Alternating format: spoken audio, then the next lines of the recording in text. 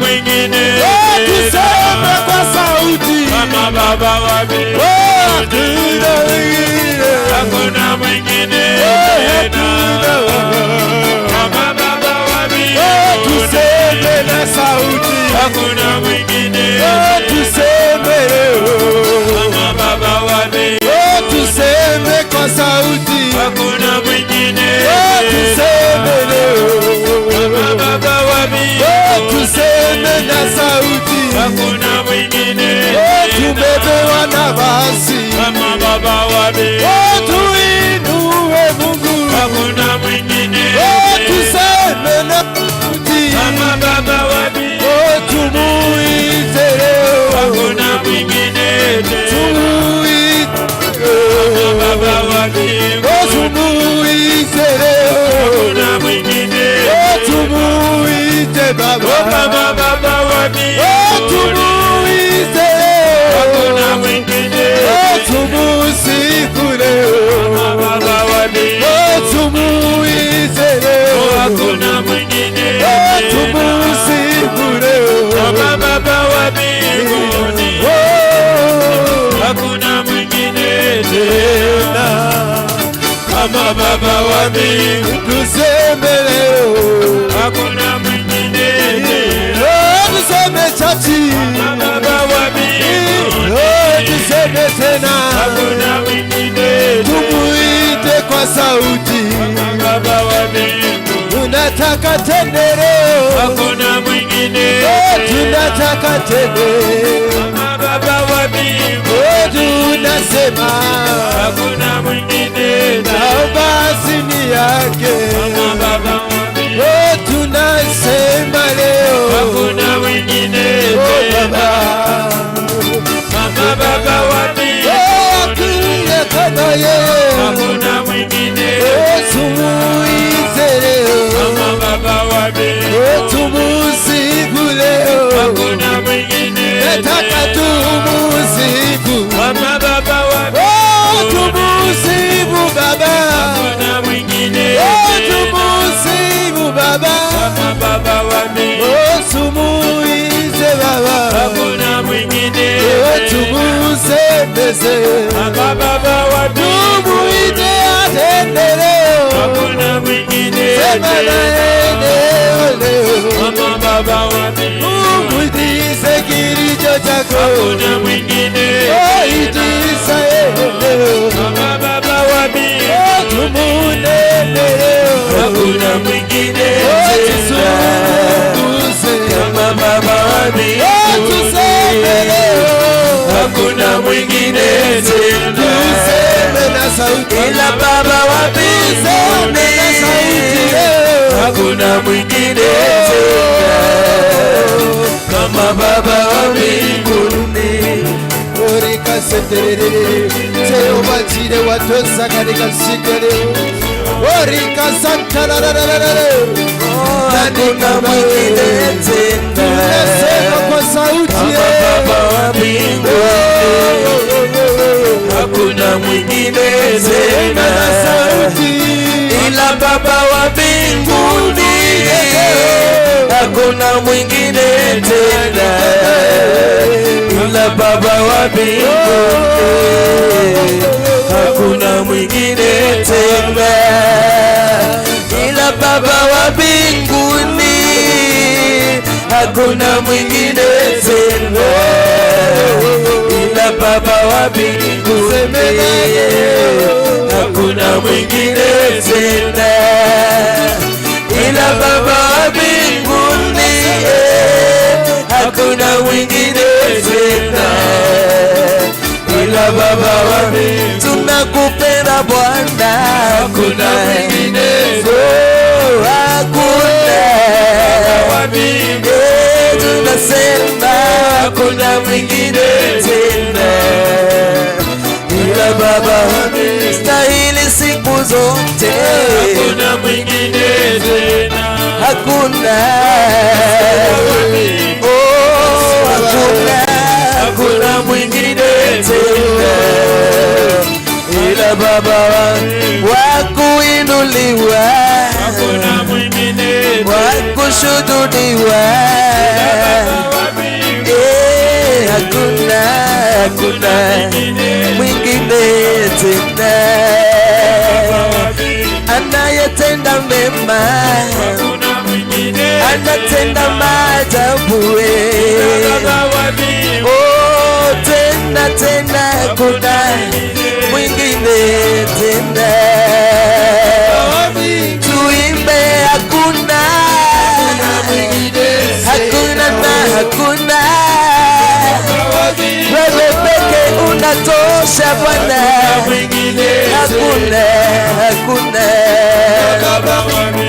Tuseme hakuna, hakuna mwingine tena, hakuna kama Baba wa mbingu. Hakuna, hakuna mwingine mwingine kama Baba wa mbingu. Katikati ya miungu ni wewe unaweza Bwana, mwingine tena.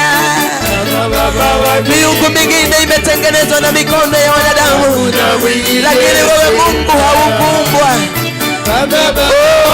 haukuzaliwa Bwana. Wewe si kama mwanadamu, kama Baba wa mbinguni. Hakuna, hakuna. Twajiachilia kwako sababu hakuna kama wewe. Oh, hakuna mwingine tena. Imba hakuna mwingine tena. Hakuna Baba wa mbinguni. Hakuna mwingine tena tena wa kuabudiwa. Hakuna mwingine ni wewe peke yako. Tunasema hakuna mwingine tena. Imba hakuna mwingine kama wewe Yesu. Hakuna mwingine tena kama wewe, Baba wa mbingu. Oh, twasema hakuna mwingine tena kama Baba wa mbinguni. Hakuna mwingine tena. Baba wa mbinguni. Tunasema hakuna mwingine tena kama Baba wa mbinguni. Nasema hakuna mwingine tena, hakuna kama wewe. Tunaimba sote, hakuna mwingine tena kama wewe, kama Baba wa mbingu. Hakuna mwingine tena. Hakuna Mungu kama wewe, hakuna mwingine tena unayefanya mambo makubwa na kama Baba wa mbinguni. wewe. Hakuna mwingine tena. Haleluya. Baba wa mbingu. Hakuna mwingine tena. Hakuna kama Baba wa mbingu. Hakuna mwingine tena. Hakuna Baba wa mbinguni. Hakuna mwingine tena kama Baba wa mbinguni. Hakuna mwingine tena kama Baba wa mbinguni. Hakuna mwingine kama wewe. Hakuna aliye na uwezo unaoshinda wako Baba. Tumekuja hapa kama viumbe dhaifu, viumbe na vyombo vilivyo dhaifu, vilivyotenda dhambi, vilivyofanya mambo ambayo hajakufurahisha. Tumekuja hapa ndio maana utufinyange, utushike mkono, utuelekeze katika maelekezi mazuri. Twaungama na kutubu dhambi zetu Baba. Tumejua tumetenda, tumenena na hata kusikia mengi yasiyokufurahisha. Hatujakuwa viumbe vitakatifu, hatujakuwa viumbe visafi mbele ya macho yako.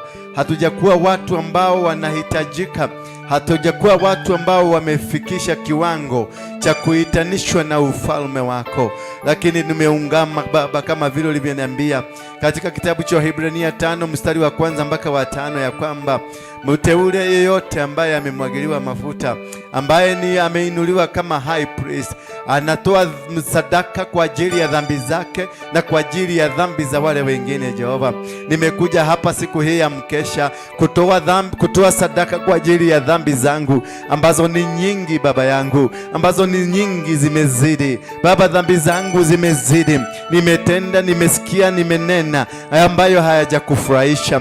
Ndio kwa maana nimekuja kuungama dhambi hizi, ndio maana kuja kutubu dhambi hizi siku hii Jehova, ambao umeitenga maalum kwa ajili ya sisi wanakondoo wako, sisi watoto wako, sisi ambao ni wateule wako, kama sisi ulivyotuteua, ya kwamba tuje mbele yako, maana sisi ni makuhani, tuje tutubu na tuungame kwa ajili ya utukufu wako. Ninatubu dhambi zangu mwenyewe, na ninatubu dhambi kwa niaba ya hawa walio hapa, na hata ninatubu kwa niaba ya watu ambao wanaishi kwenye maeneo haya, watu wanaoishi Nairobi, watu wanaoishi Kenya, watu wanaoishi Afrika. Baba yangu, ninatubu dhambi kama kuhani wa nyumba hii, kama kuhani aliyetwagiliwa kwa ajili ya kumwagiliwa mafuta, kwa ajili ya watu ambao ni wako hapa, na kwa ajili yangu mimi mwenyewe, na kwa ajili ya wale wengine waliokule nje. Baba yangu, Mungu wangu, ninakusifu. Mungu wangu, ninakuabudu. Mungu wangu, ninakuita ukashuke, ukateremuke vile Elija alikuita. Baba, alikuita ukashuka. Wakati aliinukiwa vita, alikuita ukashuka. Wakati Joshua aliinukiwa na aliinuliwa vita, Joshua alikuita ukateremuka. Wakati Musa alikuita, alikuwa amezingirwa, hakuwa na uwezo, akatoroka kwenye kichaka. Musa alikuwa amemuua mtu, akatorokea kwenye kichaka. Alipotorokea mkakutana na yeye, walipokuwa wamemuinukia, wewe mwenyewe ndio uliwainukia. Baba, ninakuuliza tu, mimi sina uwezo, sina nguvu, sina chochote ambacho naweza kusema nina uwezo wa kujipigania. Baba, sina uwezo wa kujipigania. Baba, sina uwezo wa kupigana na hawa 1 p.m. The altar speaks to God. The altar connects you with God. For more information, you can reach us via the number 0722 239 555 0722 239 555.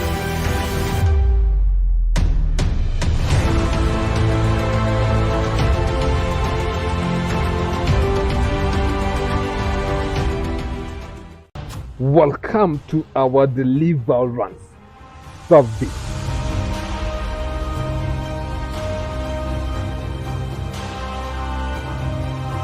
Every Wednesday from 1 p.m.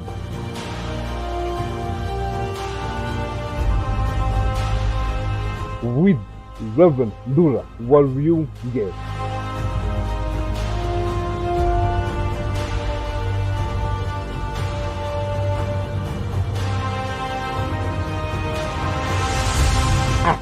Crusaders for Christ, located at a roundabout of City Stadium.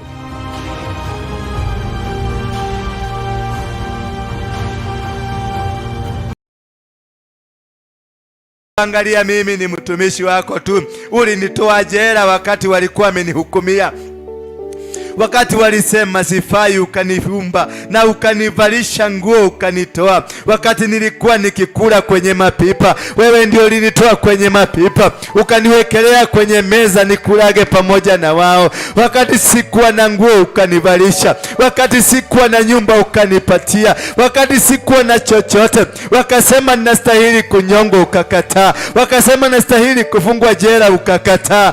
Bwana Mungu yangu, haya yote yametendeka kwa ajili ya uwepo wako, kwa ajili ya mapenzi yako. Si kwa mtu ambaye anastahili kusimama mbele yako, si kwa mtu ambaye alikuwa anastahili kuwa mtu ambaye ni mtakatifu, si kwa mtu ambaye alistahili kuitwa mtumishi, si kwa mtu ambaye alistahili kuitwa mchungaji, si kwa mtu ambaye alistahili kuitwa chochote, lakini kwa ujuzi wako, kwa hekima yako Jehova, ukaona ninastahili, ukaona uniweke kwenye madhabahu haya, ukanimwagilia mafuta, ukamtumia mtumishi wako Harrison Ng'ang'a akanimwagilia mafuta akanitenga ndio nifanye kazi hii Jehova. Angalia mtumishi wako alikuja hapa, alikuja akanena neno lako, akatoa neno lako akasema, Baba, eti nyumba hii uko mahali hapa na madhabahu haya uko nayo Jehova. Baba yangu ninaungama tu, Baba yangu ninakuuliza ukanishike tu mkono. Sina uwezo wowote, sina mamlaka yoyote, sina ushindi wowote, hakuna kitu naweza kukiweka mbele yako niseme mimi hiki ni changu, ila ni wewe tu Jehova. Wakati walisema sistahili, ulisema nastahili. Wakati walisema sifai, ukasema nafaa. Baba, waangalie hawa, wameniangalia kwa macho mabaya, wameinulia visu Jehova, wameinulia mabunduki Jehova, wameinua masilaha wanimalize. Baba, angalia jinsi ulivyopambana na wale walikuwa wamekuja kuniua kwa nyumba yangu. Baba, kashughulikia hawa pia, kawaonekanie Jehova, kawatembelee Baba, kawatembelee Mungu wangu, hawa ambao wanapanga kuangusha madhabahu hii. Angalia hii madhabahu Jehova, mtumishi wako alisimama hapa, mtumishi wako Harrison Ng'ang'a uliyemwagilia mafuta, hata kama si mimi sifai Baba. Angalia mtumishi wako ambaye ulimlete katika madhabahu haya, hata kama watu wa kanisa hii hawastahili. Angalia Baba wale watumishi ambao wamekuja akasimama katika kanisa hii, hata kama sisi hatustahili, hata kama mimi sistahili kusimama hapa Baba. Angalia watoto ambao wameokoka kwenye nyumba hii Jehova, angalia watu ambao wamesikia katika nyumba hii Jehova, angalia wale ambao walikuwa viwete lakini wakatembea katika nyumba hii, angalia wale wamekuja na matatizo mengi ambao wamekuja na wamefunguliwa kupitia kwa madhabahu haya gai rika yarina kupabasa yarina tarunanta toto yariko lina kuli babasa yarina kirai na kulina kosa yarina bobo saya inukia kolina kere bobo saya pambana ne konta yarina torina tori babasa yarina. Wewe madhabahu na kuzungumzia leo, wewe madhabahu ulisema wewe Baba Baba alikuweka hapa kwa ajili ya kupigana na maadui wako. Inukia maadui walioinua madhabahu ya waganga, walioinua madhabahu ya uchawi, walioinua kazi za kishetani, eti ndio wapigane na wewe.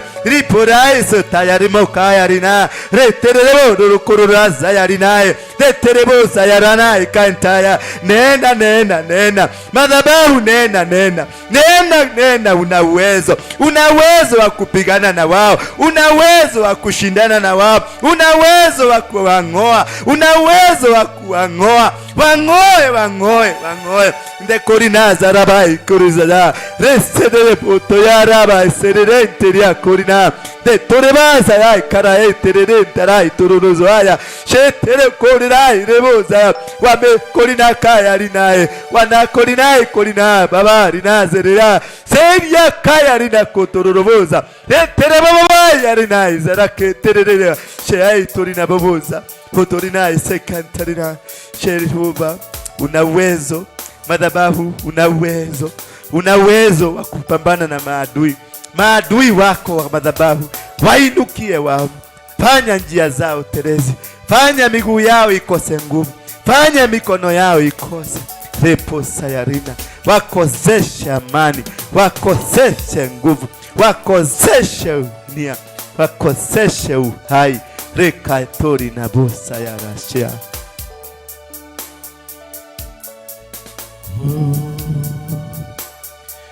Tuimbe ile wimbo inasema nishike mkono Bwana. Tushike mkono na mkaribie, msonge hapa, msogee mbele.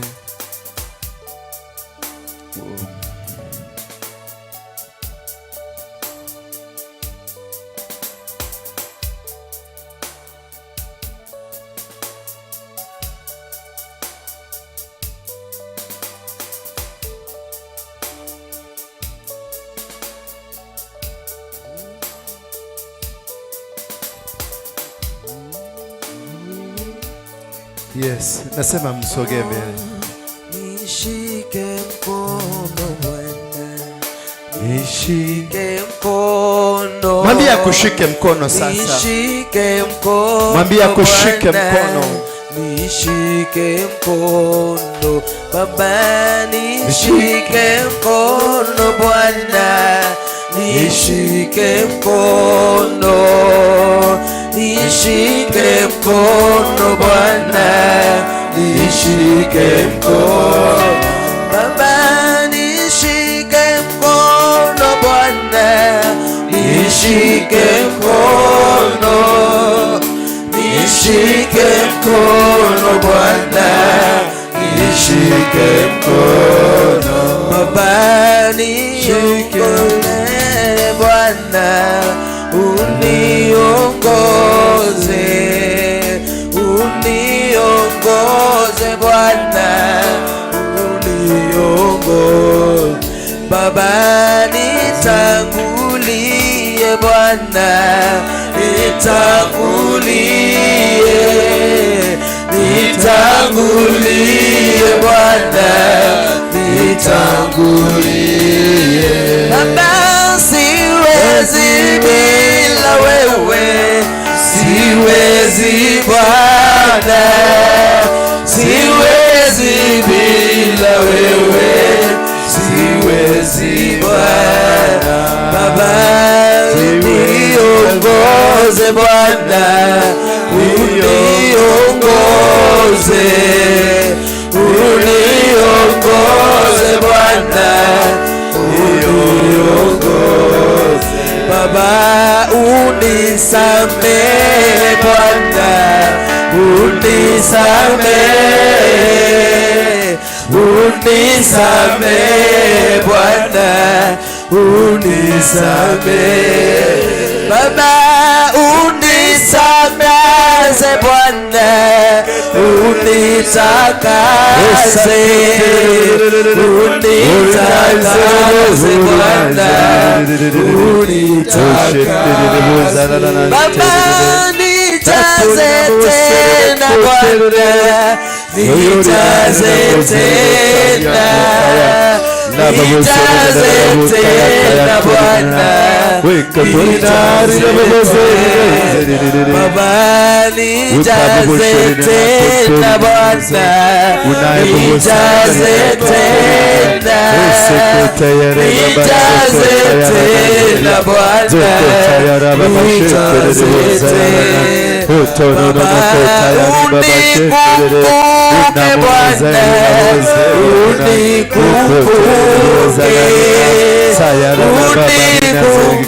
unikumbuke Bwana, unikumbuke Baba, mimi ni wako Bwana, mimi ni wako, mimi ni wako Bwana, mimi ni wako.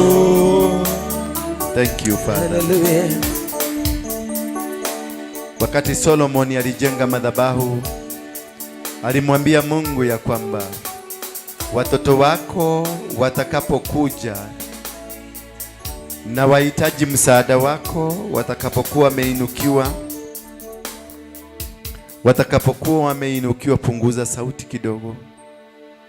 Solomoni alipojenga hekalu ya Mungu, madhabahu, akamwambia Mungu ya kwamba watoto wako watakapoinukiwa na maadui, wakuje kwenye madhabahu yako na wakuite ukawashindanie Baba.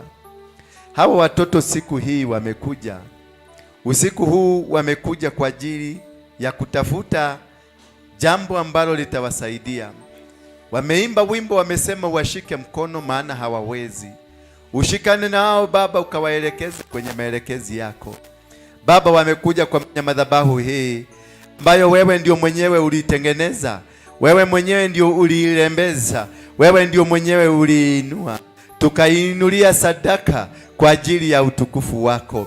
Hawa watoto wamekuja Kama vile Solomoni alikuambia watoto wako watakapokuja wakiwa wamelemewa, wakiwa wameonewa, wakiwa wamepigwa, wakiwa wamedhulumiwa, wakiwa wameingia kwenye dhambi, watakapokuja kwenye madhabahu yako, wainue mikono yao, wasarende mbele yako, basi na wewe ukawapiganie, basi na wewe ukawashindanie, basi na wewe ukawapiganie, basi na wewe ukawashindanie. Sasa natangaza siku ya leo, Baba, shindania watoto hawa. Baba, shindania mtumishi wako huyu. Baba, shindania madhabahu haya. Madhabahu hii ni yako Jehova. Reboro kayaka karabakete reboza. Ninainua kiwango cha kupigana na maadui. Nainua madhabahu hii kiwango cha kupigana na maadui wote waliinukia madhabahu hii. Maadui, iwe ni madhabahu ya wachawi, iwe ni madhabahu ya waganga, iwe ni madhabahu ya watu wa waganga, wachawi, warogi na Illuminati, mahali popote walipo, na wakasambaratike, na wakavunjike mifupa, na wakavunjike mikono, na wakavunjike miguu, na wakavunjike vichwa vyao, wakiwa hapa Kenya ama wakuwe Amerika. Ninaachilia mpaka vizazi vyao viporomoke. Naachilia laana juu ya vizazi vya maadui wa madhabahu hii, wakainukiwe mpaka kizazi cha 5 na cha 6, in the mighty name of Jesus Christ. I declare and decree in the name of Jesus. Nimeuliza kila mtu akae kiti cha mbele, kila mtu. The seats in front are enough. Wale wako nyuma msogee kiti ambacho kiko mbele yako. It is always good to hear and hear it very fast so that you can be able to save our time. Welcome. I want to welcome our viewers wherever they are watching us from, whether it is in the country, out of the country. And I'm happy to be with you this night. It is a wonderful night, a blessed night, a night full of power, a night full of the blessings of the Lord. That's why I went to welcome you, the elders, pastors, bishops, wherever you are. I said you sit in front. I don't know what's wrong with you. That all the people around the world, around the globe that are watching us, wherever they are, I know you are being blessed. And I'm not going to take much of your time. I want to take a very, about 30 minutes of yours, because we want to go back again to worship. We want to worship until morning, just worshiping the Lord without many things doing, just worshiping the Lord. That is the purpose. The business tonight is worshiping the Lord. And by doing that, I want us to read the word of the Lord in the book of 2 Kings, chapter number 6. And the topic tonight is God is with you. Hallelujah. He is with you. And nobody, no matter what plan they have, no matter what the agenda they have, it will not succeed. They have tried agenda 1, it failed. They have tried agenda 2, it failed. They tried agenda 3, it failed. Agenda 4 failed. Agenda 5 failed. Agenda 6 failed. And even they come with agenda number 100, agenda number 200, agenda number 300. It won't work, because the Lord is walking with you. The Lord is moving around with you. The Lord is with you, and He will never forsake you, nor will He ever leave you. He will walk with you. Praise be the name of God. Therefore, I want us to be supported by the word in the book of 2 Kings chapter number 6, that we be going through the whole chapter, discussing and looking at how God loves you and how God is ready to fight for you. Who is that you are ready to be protected by God, to be fought for by God. That you are coming here in this night, it is not by fluke or not by chance. It is the plan of God. By you existing now, you being on earth, it is the plan of God. It is not the plan of any man. It's not the plan of them that they are fighting you. That in the book of Psalms 135, the Bible says that he who against you is going to be fought by he who is in you. The sons of the prophets said to Elisha, "See now, the place where we dwell with you is too small for us. Please let us go to the Jordan, and let every man take a beam from there, and let us make there a place we may dwell there." It is talking about the sons of the prophet. The sons of the prophet, these are the children that were under the prophet Elisha. And these are his sons and daughters, the people who are loyal to him, obedient to him, and were walking with him, because Lord Mungu alitaka watembee na wao, na walikuwa chini na walimheshimu nabii. Kisha wakamuuliza nabii, mahali ambako tunakaa ni mahali padogo sana, tunahitaji mahali pengine.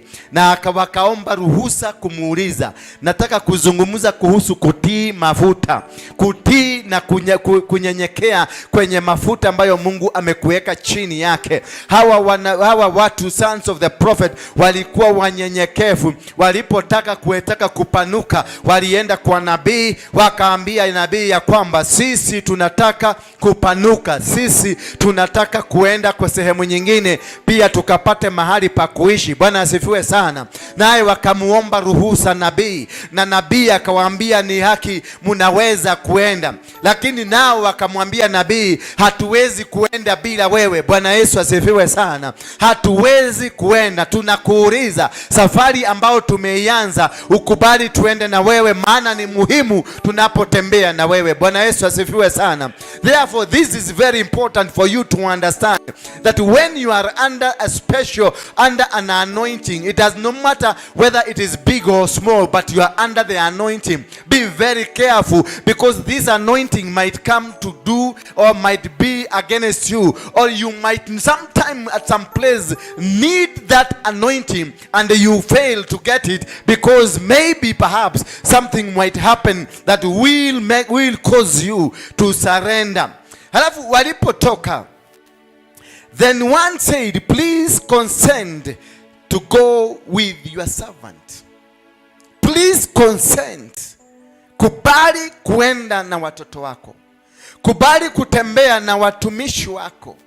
Kubali kukaa na watu wako na ukaweze kuwa wa baraka kwao. Bwana Yesu asifiwe sana. Wakati mwingi tumekosa kuelewa maana ya wale ambao wamewekwa juu yetu. Wakati mwingi tumekosa kuelewa maana ya wale ambao wamechaguliwa wakaweze kutuongoza.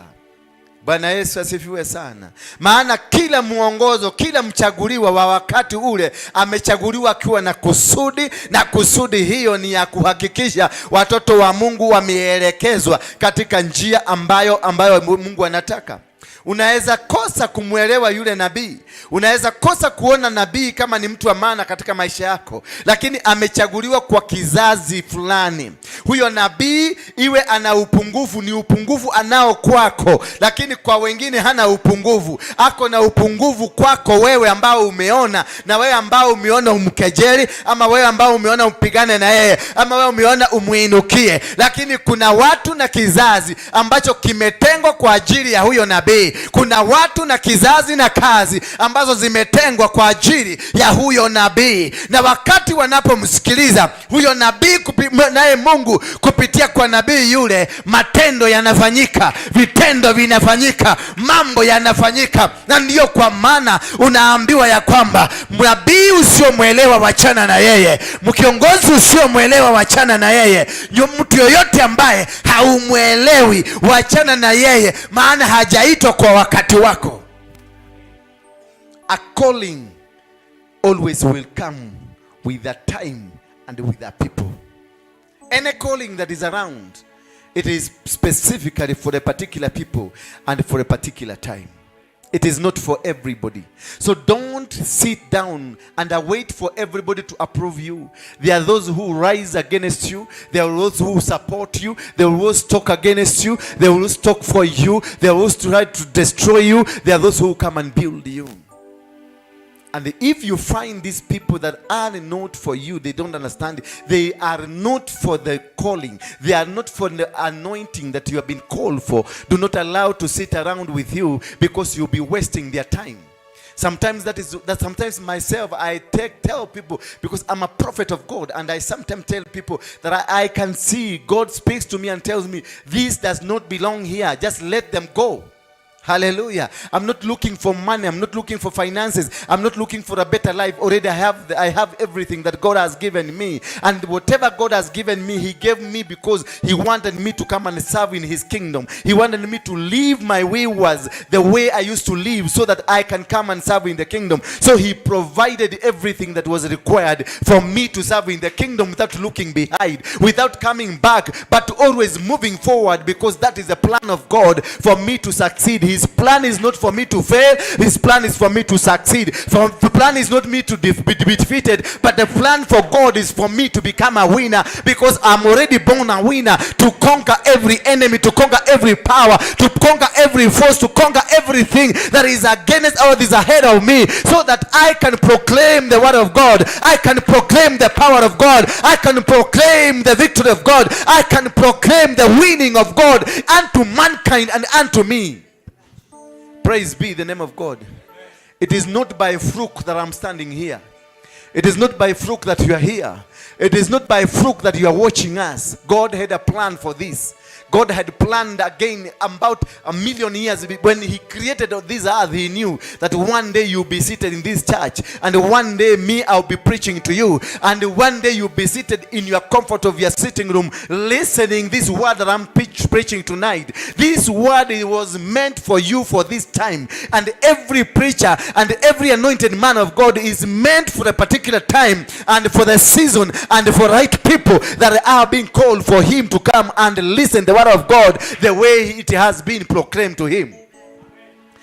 Praise be the name of God. And he answered, I will go. So every time when you have a prophet, the prophet of God will walk with you. The prophet of God will make sure that he walks. And when you find the prophet of God is not walking with you, it means you and him are not in the same boat. Praise be the name of God. Your prophet that has been called for you, always God will create time for you.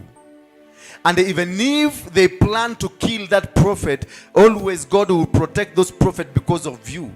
When you plan to destroy an altar like this one, just look behind and see there are millions of people that have been called for this altar. Therefore, God will not look at your plan, your wicked plan, but will look at the people that are ready to come and be served in this altar. Therefore, it is not about your plan. It is not about your wicked plans. It's not about your witchcraft, but about the people that have been called for the purposes and the reason for this altar. Because this altar here is not here by fluke. It is not here by mistake. It is not here by just a coincidence. But God had a purpose, intended purposely for you and me to be here, so that his power can be released to you and me at this particular time, this particular season, for this particular people. Praise be the name of God. So when the enemy planned to come and attack you, tell them to rise up, because they were also planned for this reason. Hallelujah. The enemy, for God to create a table for you, the enemies must be there. The table will never be complete if you don't have the enemy. There are people to fight you. If the people are not there to fight you, then you're not going to be raised up. If they are not fighting you, you know, when an enemy does, and no enemy will fight you from front. Every enemy will fight you from behind. That is one way of letting God to push you to the next level of your dignity, the next level of your anointing, the next level of your power, the next level of your glory. That God will let the enemies to fight you, to try to destroy you, so that he can foment and create a table for your blessing, and for them to come and see what God has prepared for you. In any blessing of God, there must be a testimony. For you to claim this testimony, there must be a table. And for this table to be there, to be existing, an enemy must exist. And an enemy will not come away from you. An enemy will come from within. An enemy, for anybody to qualify to become an enemy, you must have had a deal previously. You must have walked together previously. You must have stood together previously. Nobody who does not understand you, who does not see you, who have never seen you, that can become an enemy. An enemy will come from within. And those people are brought by God from the word go. God knowing that these will be the Judases that will going to betray. If you see a woman raising a finger against you, she must have wanted to have an affair with you, or must have wanted to have a relationship with you, or had a plan to be with you. If you find there is a man raising a finger against you, there must have been a deal that you dealt together that didn't work the way you wanted it to work. An enemy, somebody cannot come from the blue and start attacking you. There must be a reason he is attacking you. Hallelujah. Devil cannot attack you for nothing. The devil will attack you because you have ran away from him. Before you got saved, you used to work with the devil. You used to do the devilish work. You used to walk with the devil. You used to dine with the devil. You used to swim with the devil. You used to do everything with the devil. But when you got saved, that is when the devil realized you are not a good person. He started to fight you. Somebody cannot attack you just for nothing. There must be a reason. Either you wanted me and it has failed to work. Or we had a deal together, Mr. Carey, and this deal didn't work. That is the cause of the attack. And this cause of the attack, God knows it before. The Bible says Jesus was there existing even before the creation of the earth. Meaning everything that happens now does not happen coincidentally. Somebody talking about you, it is not a coincidental. Somebody writing about you, it is not coincidental. Somebody talking or doing anything against you, it is not a coincidental. It is a pre-planned plan that has been there, hatched because of your glory. Hallelujah. If you never find anybody attacking you, then you are going nowhere. But if you find that a gang of people have ganged up together to fight you, it means that God is elevating you to another level. When you see the enemies are coming, prepare for an elevation. If you see enemies are talking about you, prepare for an elevation. If you see they are trying to block you, prepare for an elevation. If you see that they are going to work against you, then prepare for something special that is coming from God. The power of God is coming. The power of God is coming. The victory of God is coming. Everything prepared for God. The table is already being prepared for you to go somewhere that God wants you to be. They cannot attack you. The devil cannot sit down to plan for an attack if there is nothing they have noticed. They must have noticed there's something, Kesha, that is coming for you. That is why they planned. The angels of the devil, the agents of the devil were sent to come and make sure you are derailed. Some of the attacks are meant to delay you where you are so that you cannot make a step to go where the blessings are. Hallelujah. So when they attack you, just ignore them, just walk. When you hear they have attacked you, and the forms of attack, it comes in four different ways. There is an attack when God is around to magnify your name, to lift up your name. The publicity attack will come. Hallelujah. When your name is about to be prepared to become big, when God is preparing to elevate you for your name to be known in the country, the attack that will come is a publicity attack. When God is releasing a healing power in you so that you can become a healing vessel to other people, one thing they will do, they will attack you with diseases. Hallelujah. When you are prophetic, that you'll be speaking the word of God, when God is around and ready to bless you with a prophetic gift that you'll be prophesying, what they will do, they will come and scam and lie to you, lie about you that you are not a man of God. The attack, if you realize the kind of attack is coming to you, there is a position that is already created for you, based on that kind of attack. They will not attack you away from the blessing that is about to come. They will never. They attack you specifically because the angels of the devil, the planners, they will only come for the specific job. If it is publicity, if it is about the name that is about to be put forward for the glory of God, then they will come to tarnish your name so that you not go. And all these are meant to do what? To derail you, to start fighting. Praise be the name of God. I don't know whether you understand me. The entire plan of the attack that they plan is to cause you to start defending yourself. Start saying, I am good. Start saying, I am not this. Therefore, oh my God. Start rotating, moving around the roundabout. And once you start moving around the roundabout, you are derailed because the gift of God, the plan of God was about 10 a.m. And by the time you move around about, it is 10:30, meaning God's presence would have moved. Hallelujah. The best way to fight this demonic power is to ignore it. Just keep quiet and ignore. Move forward. Just move forward. Don't even wait for them. Don't even listen to them. If they are writing something, just amplify it. Take them to tell them to do it better. Show them how to do it better. If they had written that you are a dog, tell them a dog is as good because sometimes the dog can live in the house. Hallelujah. There's chihuahuas, they live in the house. So tell them the dog does not bring the picture you wanted. Tell them, call me a monkey. Monkey lives in the bush. That one can sound a little bit stronger. Maybe can produce the picture that you wanted. And if the monkey does not produce the picture that you wanted, give them a bad something. Gere. A warthog. Tell them to call me a warthog. Hallelujah. And when the devil realizes that you are not bothered with his tricks, he abandons you and he lets you go.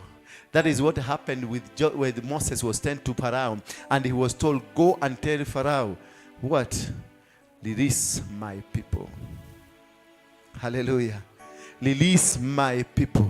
When you hear there is a move hatched against you, Beatrice, watch, go and analyze the kind of the attack. Once you analyze the kind of the attack, you know that is where God now, that's the grace of God is in that area. Pray over it. Go to the mountain. Pray and seek the anointing now to come in a powerful way. The next day, they are the same people who will come and say, we prayed for this man of God. Hallelujah. The people who are attacking you, I will be the first people to come and say, we prayed for her. In fact, I am the one who used to give her bus ticket. I'm the one who used to pay rent for her. I am the one who used to buy her a cloth. I am the one who used to do this. Hallelujah. Because they have been defeated. Once they are defeated, they will join you and they will talk positive of you. They are the ones who will come and say and magnify, this is the man of God.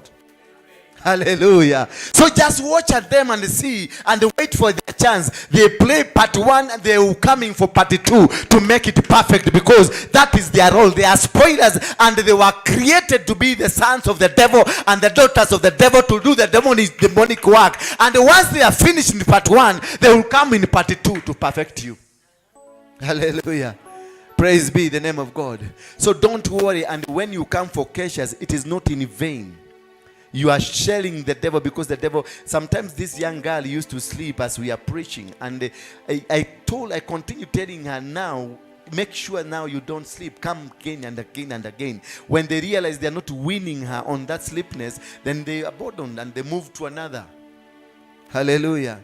When Kamisime used to come and sleep there, she used to come and sleep there because maybe the devil will come and speak to her and tell her, now don't listen to this message, go and sleep. And she will go and sleep. But when we failed to concentrate on those theatrics of the devil abandoned her. Went to look for another move. So once you win this class 2, you go to class 3. The mathematics of class 3 is not the mathematics of class 2. You graduate to another level. Hallelujah. You graduate to another level. And when you graduate to another level will come with a different anointing, a different power, and different authority, and a different dimension of doing things. I don't know whether I'm getting somebody. Your amen is not pleasing. It's like you are part of those people. Hallelujah. Hallelujah. Your man looks like it is thirsty. It is struggling to exist. Your man, it's like it's hungry. It's not eaten. Hallelujah. These people, they will come and frustrate you. They will sell fear to you. They will try everything, because one thing they started. If it is a woman, let me tell you a very good example. There is a woman in the US. And this woman in the US, sometimes back around 22 years ago, she called me. And when she called me, she wanted to join the ministry through her media, which is a social media, a Facebook thing. And in the process, she abandoned the idea of the media. Instead, she came the idea of me marrying her. And she could send me naked photos of herself, that I may be able to see her body, that the body is good. Marcus, she's married to a madman, better what in a better language. Yeah? In a better language. A mental case. She's married to a man whose challenge is mentally challenged. But she will want to say that he was sleeping, but was an agent of the same woman. Then that one did not perturb us, did not stop us from pursuing. Hallelujah. I want to tell you, I'm trying to teach you something. That when the devil is attacking you, sit down first. Don't even try to argue. Sit down and look at the kind of an attack. If you look at the kind of an attack, know that is the level of anointing that is coming. If the attack is just a small one, then the anointing is small. If an attack is international, then the anointing is international. Hallelujah. Therefore, Kesha, when your enemies, kama adui yako ni kukula tu kidole, omba Mungu akupatie maadui ambao wanahitajika. Kamsime. Kama maadui wako ni watu wa kuiba mifupa hapa, omba Mungu akuletee maadui ambao wanatosheleka. Ask, go pray. Go pray for worthy what? Worthy enemy. The kind of enemy that can make you shake. But it's not the kind of an enemy that you will write something today which will expire tomorrow, and again you write something that will expire the other day, and that is the end of it. Hallelujah. Hallelujah. So the man of God said, where? And he answered, I'll go. So he went with them. And when they came to the Jordan, they cut down trees. But as one was cutting down the trees, the iron axe head fell into the water. And he cried out and said, Alas, master, for it was borrowed. So the man of God said, where did it fall? That is the power behind walking with a man of God or a woman of God. That is the power of respecting the anointing, whatever it is that you are under. Whoever, whether it's a prophet, whether it's a pastor, whether it's an evangelist, the power of walking with that person and obeying and respecting the anointing upon that man. The man might be not very straight according to you, but the anointing in him is worth your respect, because you will need it somewhere. Praise be the name of God. And because they appreciated and recognized the anointing upon Elisha, that is why they said, we are not going alone, we need to go with you. And they requested him, let us walk together. And as they found a problem of the axe falling down into the water, they came back to him, because they knew coming with this man is a treasure. Coming with this man is very important. Coming with this man is a breakthrough. Coming with this man is conquering. Coming with this man is walking with the God. And they went and asked them, told them, the axe is borrowed. Sometimes you walk with borrowed clothes. Maybe they will come and tell you, remove that cloth of mine. And then your pastor will be around and you will ask you, what is the problem? And you tell the pastor that this is my problem. The cloth I'm wearing is not mine. it is cookies. Then the pastor will go and tell you, go to the market in Modhurwa there, go buy a cloth, change, bring for that other for cookie. Having that man, that person that you trust, that person that can walk with you in darkness, that can stand with you when you are in trouble, that you can walk with you anytime. That good friend that is ready to carry your burden, ready to cover your nakedness, ready to carry anything that is against you. That person ambaye ako tayari kubeba mizigo yako, uchafu yako na takataka zako, huyo anako tayari kusimama na wewe, huyo ndio anaitwa divine connector. These people are brought to you divinely. These people are just not ordinary people. Those people are the kind of people that will walk with you irrespective of the challenges facing you. That they will carry your cup. Those are the Nehemiahs. Those who carry the cup of the pain. The pain that you are going through, they will come and cover it. That is what Elisha was to these people. When the axe went down the water, he went and just plucked a branch of a tree and dropped it where it fell and it floated.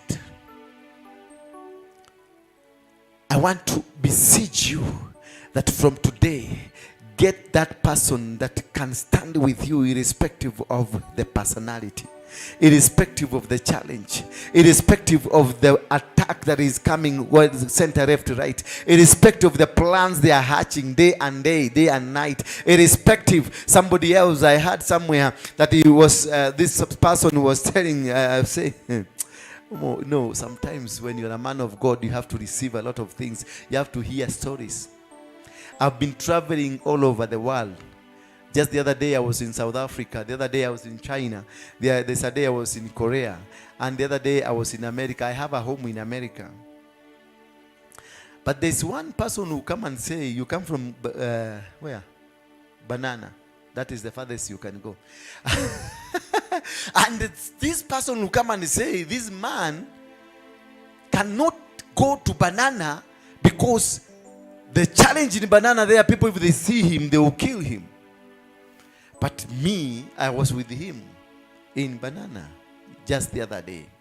But you are telling me that this man has never stepped in Banana. Hallelujah. This man has never traveled. Where Kesha has never traveled outside the country. His passport was taken away by the government. Wow. But look at this. Why will this person go to that extent of being personal to Mr. Kiarie? That Mr. Kiarie cannot go to see his wife in Banana. Mr. Kiarie cannot go to see his children in Banana.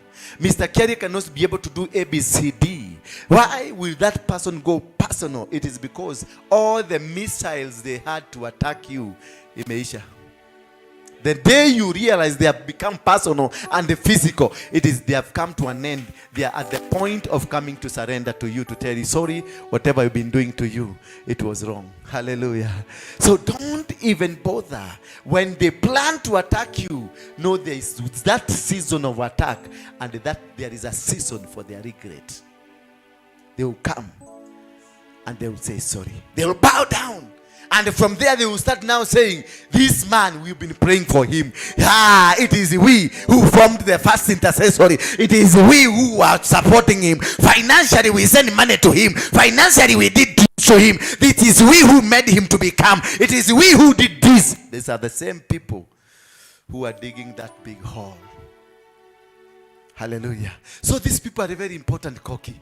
The people who will backstab you, they have never front stabbed. They don't front stab, they backstab. And when you hear there is a knife in your back, there is a knife behind you, you bend and move forward. You bend and move to the direction of God, but you will not go backward because there is an attack. Once they prepare an attack, they will just, you hear and there is a knife.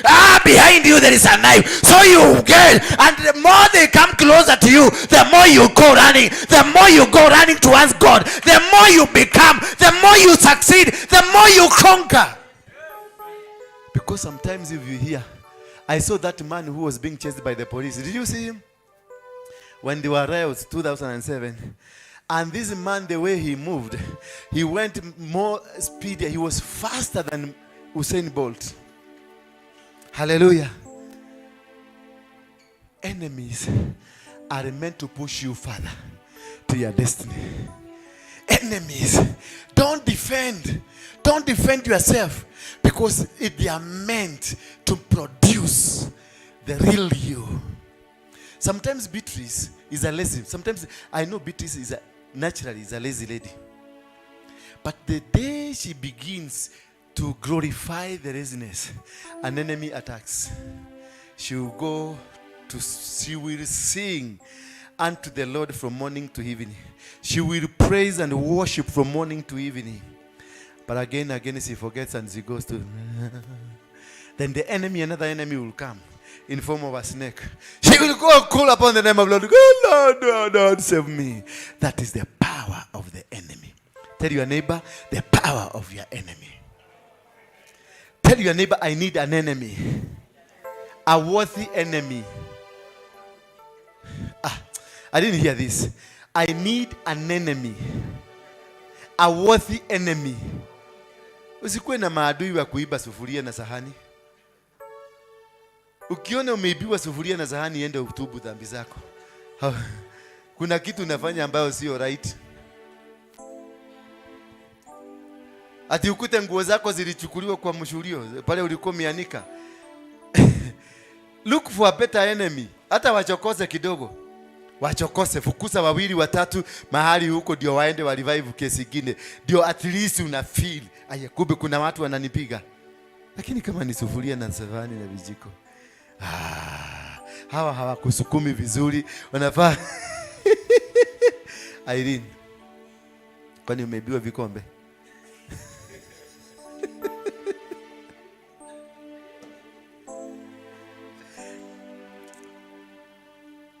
Now the king, verse 8. Now the king of Syria was making war against Israel. Now we are getting where I'm talking about. We are getting into it. We are getting, tunaenda huko. Tunafika huko sasa. Kule nawaambia, mujitayarishe. Now the king of Syria was making war against Israel.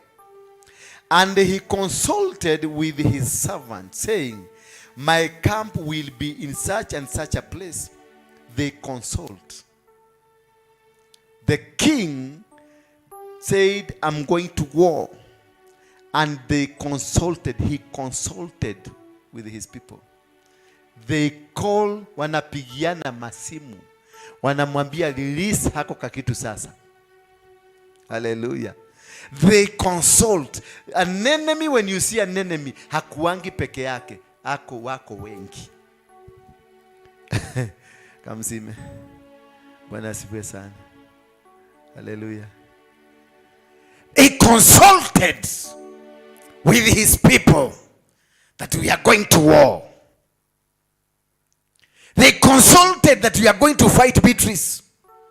The day I ordained Beatrice here, no, Beatrice was thought that it was just another anointing. When I'm anointing you, listen to what the words I'm speaking. It is very important for the words, not the anointing, not the oil, the words. The day I poured oil on you, the first day I said that may God reveal them to you. So the anointing can be anointing for healing and the anointing for attracting enemies, so that you can be able to know who are the primary enemies, secondary enemies, and the university enemies.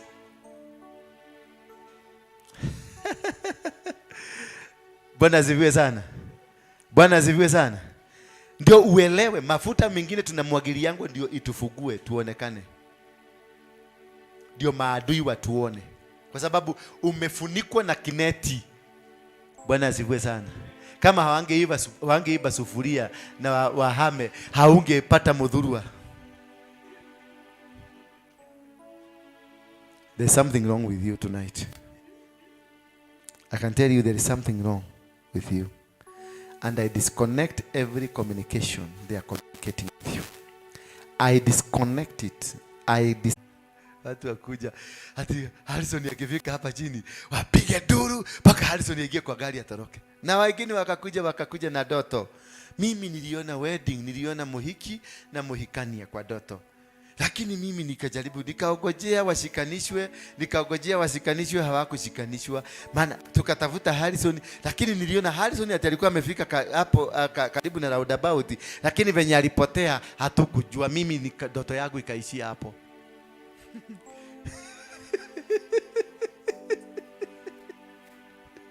Sasa nikamuuliza, uliona doa ilishikanishwa? Mimi sikuona ikishikanishwa. Muombeni sana, tuombe sana, tuombe. Kumbe walikuwa na meeting jana usiku na wakachaga tu pesa na wakatafuta mavijana, wakaambia ukienda huko murushe, mweke mavi kwa mkebe, murushe watu wote watoroke, Harrison atoroke.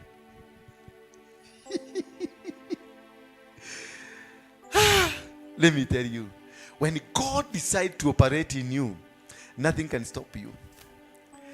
All this plan had been revealed to me, and I knew it where they were planning. Do you know what I did? I sent my soldiers there in their camp, and they were all arrested. And they kept calling, hello, Kamudireko. Hello, Kamudireko. Hakuna simu inaigia. Kumbe wameshakamatwa, wamekalishwa chini mahali, wanaongojea harusi ishe waachiliwe, ndio walikuja kudungana hapa. Were you here? Ulikuwa hapa wakidungana usiku? Nani alikuwa hapa wakidungana? Uliona? Walikuja? Akienda kudugwa nilikuwa hapa. Maana walikuwa nang'ang'ania pesa. Mmoja amehepa na mishahara.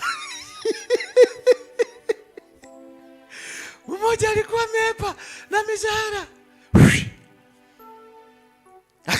Akakuja hapa kwa stairs akaniambia, "Naona hii ni nini? Hii ni kisu, ni kisu." Ilikuwa imechoka matako. Lakini sasa ilichomoka na haikukata matako. Kwa kiwa ulikuwa umeenda nyumbani. Uliona? Ulikuwa hapa. Uliona? Yes. That is how God works. Hiyo walishindwa, walikuwa wameipangia. Walikuwa wameambia waboi, unajua waboi tunakuhurumia sana. Hiyo harusi yako, ndoa yako tu hatuoni ikifanyika. Miezi 8 awali. Hiyo story ulisikia? Buju. Miezi 8 awali walikuwa wameambia waboi, unajua hiyo harusi yako tunakuhurumia kwa sababu haitafanyika. Kwa nini? Baba yako ako na skado baya.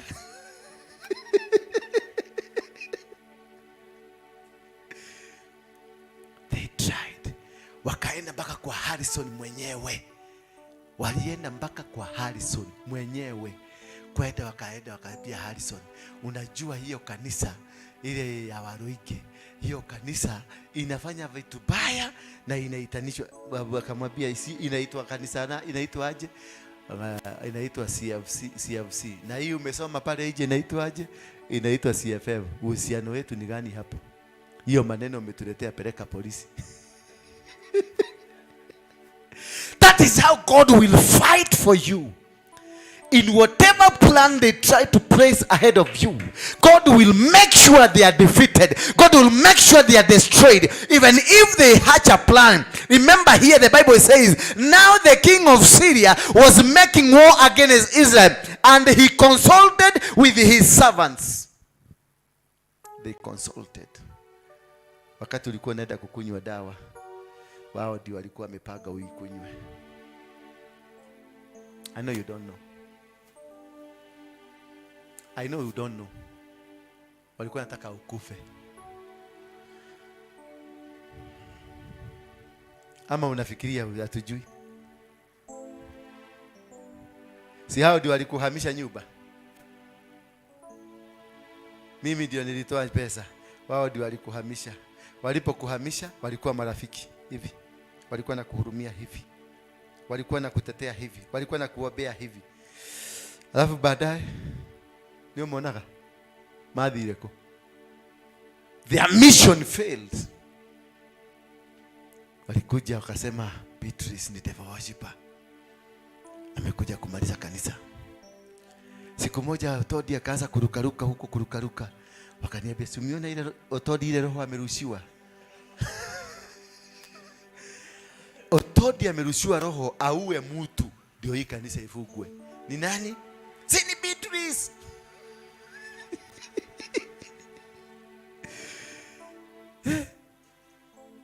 Wengine wakakuja wakaniambia, "Naona hiyo kisichana kinakujaga. Hiyo kisichana kinakuwaka kimevaa hivi chafu chafu kinakujaga. Hiyo kisichana kia Uganda. Hiyo kisichana kinakuwaka kimchawi, kimetumwa kutoka baharini akuja wamalize." Nikawaambia, "Ametoka baharini?"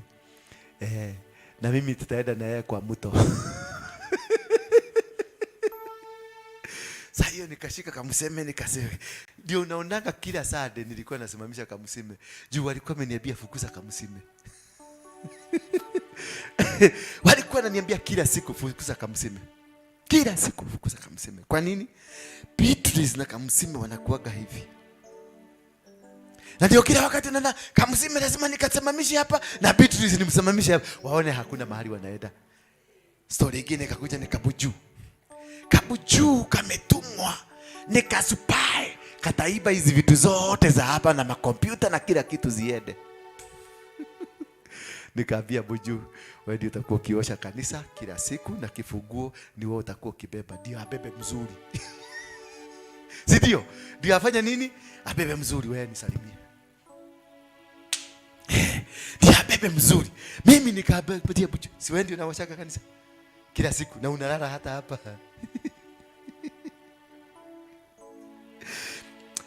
But this, now the king of Syria was making war against Israel, and he consulted with his servants, saying, "My camp will be in such and such a place." Sijui kama mnaelewa hiyo mipango. He will be in such and in such place, planning to attack, planning to destroy, planning to bring somebody down, planning to destroy, kufunga CFC, the synagogue ifungwe. My planners, watu wetu watakuwa kona hii na wengine kona hii na wengine kona hii. Dakika mwisho walikuja akaambia Beatrice, "Wewe unajifanyaga hii madhabahu ni yako. Hii madhabahu iko na mwenyewe. Na tutahakikisha tumekukosanisha na mchungaji." Ama unafikiria sijui hivyo? Walikuambia hivyo?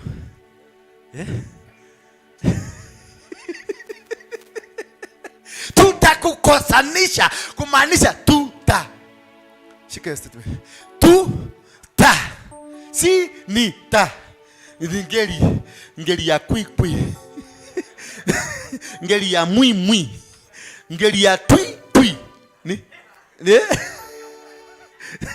Tuta. Kukosanisha. Kumaanisha yeye ni yeye anaongea, but ndani yake na nyuma yake na upande wake na upande mwingine maadui ni wengi waliopangwa wakapangika kuhakikisha unaanguka. Kidogo na Beatrice hapa, nenda unitengenezee chai. Beatrice, ninaenda mpaka nachungulia naona kilimo geke. Nikamwambia nenda utengenezee chai. Mwingine akasikia mpaka kitchen akakimbia akafika huko. Hasa mjika mwingine hapa, sorry kukuita mjika. Kilimo geke. Badala afanye tulikuwa na wewe na tulikuwa na huyu. Nikakwambia nenda unipagie hiyo kazi. Huyu akaenda kuipaka. Mbona sikwambia huyu nikakwambia? Kilimo kia mundu gyathire gwikara riko. Cai urugu. Cai warikia kurugu ori. Kilimo kia mundu gikirwo atiriri, oya cai utware. Kai, cai kurehwo wina rucwiri. Jwiri cihurite thamosi. Ama ilikuwa stiri waya? Ilikuwa stiri waya? Ilikuwa nini? Mwenye kuambiwa kapike chai ni nani? Ni huyu. Mwenye kupika chai ni nani? Ni huyu. Mwenye kuleta chai ni nani? Ni ule. Mwenye kuweka nywele ni nani? Nani atabulemiwa? Ni ule. Kilimo geke.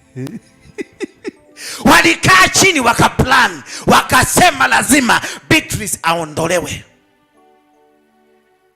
Walikaa chini wakaplan, wakajua lazima tuibe masufuria, tuibe mavikombe, tuibe kila kitu, na wenye duka warogwe, wafunge maduka. Mahali unaendanga kukopa chakula ukute hakuna mtu. Irene alirudi kulala. Hii Nairobi iko na shida mami. Kabla hujakaa mzuri, unyoroseke vizuri, utanyoroswa. Baka mu give up. Umesareda? Bado? Lakini wamekukalia. Purity. Usikisi mienda. Sasa nini imepotea? Nini imepotea? Niambie tu. Niambie. Usiogope, niambie tu. Mimi ni baba yako. Hello. Toto, nini imepotea? Kesho kuja nikupatie wewe ununue ingine baka watachoka. Ni nani alijiba kisima moja wakazika? Ni Isaac. Akarudi akaenda akajiba ingine wakazika. Akajiba ingine wakazika. Akajiba dakika ya mwisho walisema tunataka huyo Mungu wako. Bwana Yesu asifiwe sana. Walikaa chini and they consulted. When you see an attack, see ya huyo mwenye kuattack. There is a Power behind.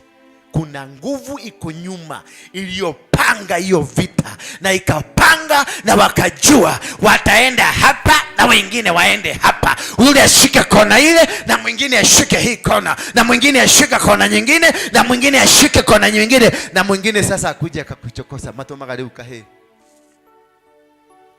Wanatumaga kipi kama mweke dada kipi kebese maduma kebese hawakujagi. Sasa yule ukiona hata usipigane na kebese, ukimwona mwambie kuja kunywa soda ya Fanta, kwa sababu yeye sio yeye. Kaa chini na yeye umuulize nani amekutuma. Bwana Yesu asifiwe sana. And the man of God sent to the king of Israel saying, beware that you do not pass this place. Angalia sasa, si ameenda.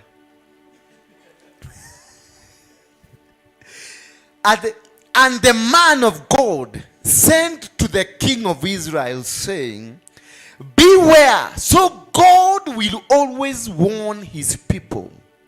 I warned her. I warned purity. Niliona huyu mzee, nilikuwa namwambia mzee mtu fulani yako wapi. Najua sasa alikuwa naona ninamuonea.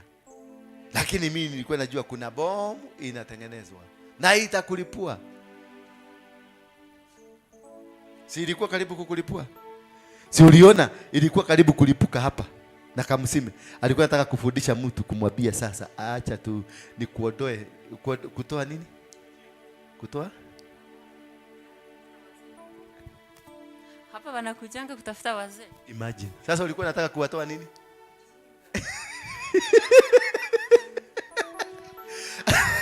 Alikuwa anataka kuwatoa ujinga na masegenyo. Sasa alikuwa anataka kwenda physical way. Ati wao kazi yao wanakujaga kutafuta wazee. Kazi yao wanakujaga kutafuta mwanaume. Baka anatuma mtoto hapa, naambia mtoto nenda mwambie ati niliota wewe ndio dadi yangu. Sasa yule kijana, yule ni kijana sinua Purity. Sasa Purity anatuma yule kijana mwambie Edo mwambie niliota nini? Ati wewe ndio dadi yangu. Dadi yako yani aje kanisa ama nini? Ati wewe ni my biological father.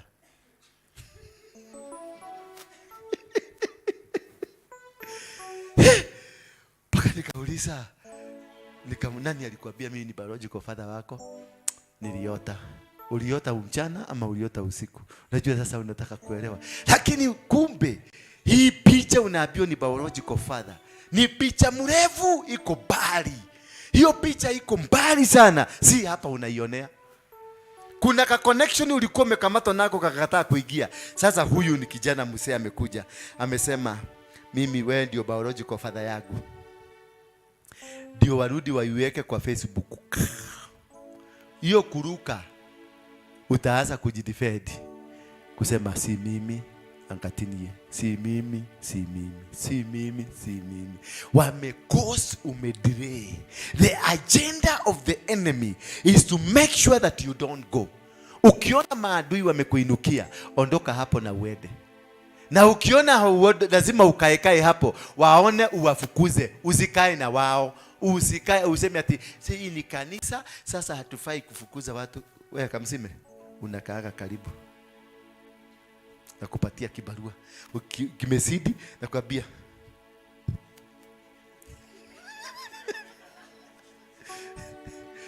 si uliona mtu mwingine tukikula sakramenti hapa tukasema kabla tukule hii sakramenti kila mtu afanya nini? Kila mtu atoe ile iko ndani yake, atubu, tusameheane sisi zote, kwa sababu sakramenti ni about kukula sisi wote, si ndio? Sasa Othodi ndio huyo hapa akasema mimi kabla nikule hii kitu, kwa sababu mimi najua hii kitu simple, hizi kitu poa, wacha mimi nijiseme. Akasema sasa najua ni Mukisi. Sasa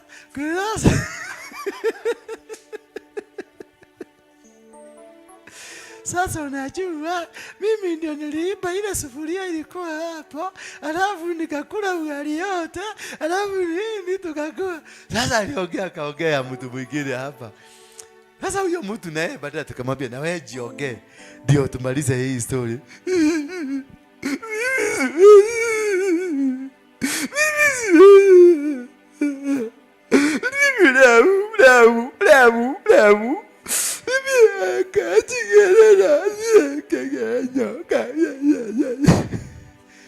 Nikamwambia sasa ukimaliza kulia si utakula sakramenti? Akakataa kwa sababu alisikia hii kitu iko na nini na consequences, ukikula itakuletea shida. Sasa akajua ni nini, ata create drama.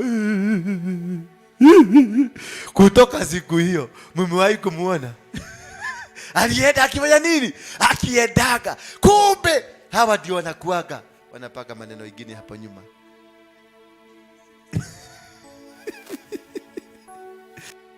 Othodi ametoa yake yote na amezaleta, amesema mimi gaki mimi mwatanyalire gaki. Sasa naye misakia kaza. Ndio kile sakramenti kwenda. Yesu tarakara. Because they had consulted.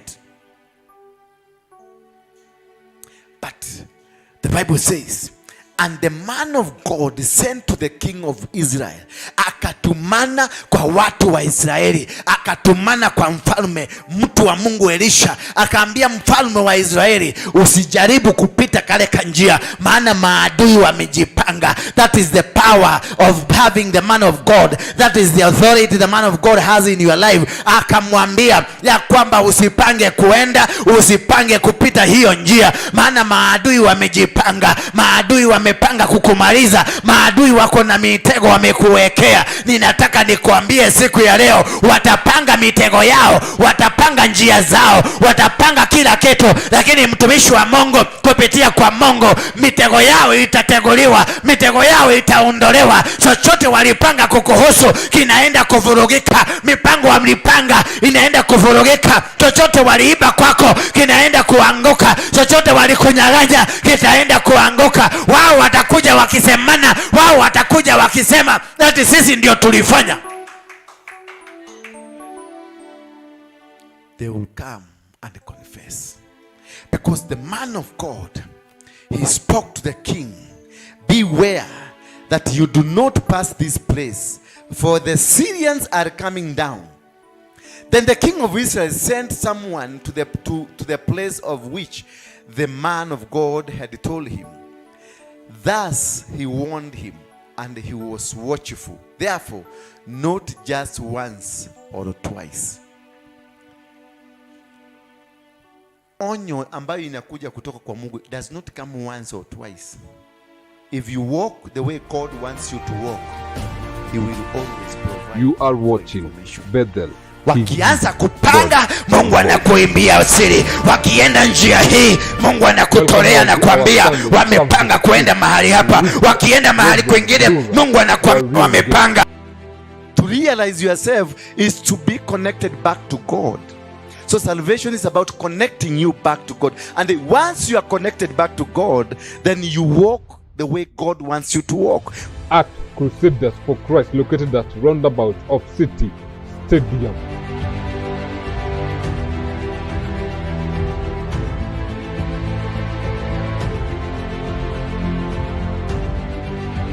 Figo zake zilikuwa zimefeli zote, miguu ilikuwa imefura, angetembea.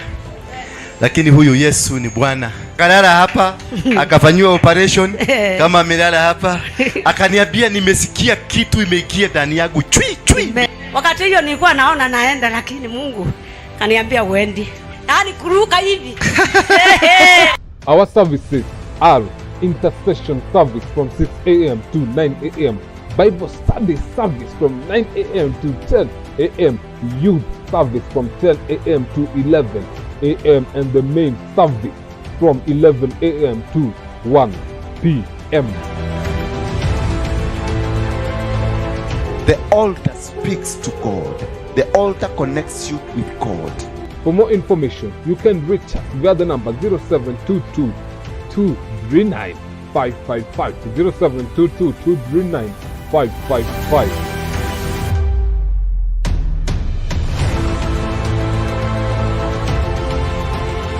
Lazima muniambie ni nani anatoanga siri, ni nani anaambianga mfalme wa Israeli ni nini tumepanga. Maana tulimwekea mitego lakini ameruka mtego. Tulipanga njia mwali anapitanga kaye hakupita, kumaanisha katikati yetu kuna mtu anatuuza. Watapigana maadui wakisema wewe ni watu edili. Watapigana maana walikuwa wamepanga kuja kuwataki, lakini sasa imetibuka, watainukiana wao wenyewe kwa wenyewe, maana wamepanga mipango ikatibuliwa. Kumbe kulikuwa na nabii anaitwa Elisha. Wakamwambia Elisha, wakati wote hii maneno unatuambia anaijulianga kwa bedroom yake kama amelala, anapata communication kama Irene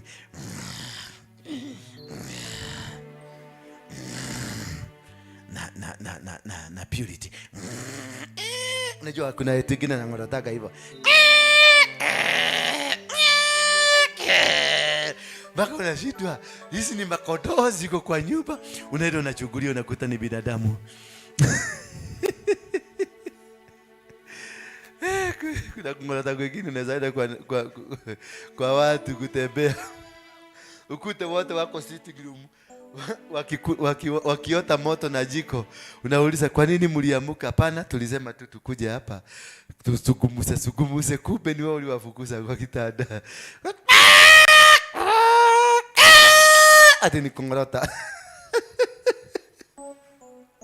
Kumbe Elisha anajuaga hii maneno akiwa kwa bedroom yake. Nyinyi mkifikiria mmepanga, anapangua. Mkifikiria amepanga agenda fulani, anairarua hiyo agenda na anaambia mfalme ya kwamba kuna mpango umepangwa. Mwambie mwenzako, mipango walioipanga nitaijua, wapende wasipende. Mipango walioipanga nitaijua. Hata wakinipangia kuniua nitajua. Wakipanga kuiba nitajua. Wakipanga kuniangusha nitajua. Wakipanga kunipeleka mtaro nitajua. Wakipanga kunipeleka polisi nitajua. Wakipanga kufanya jambo lolote nitajua.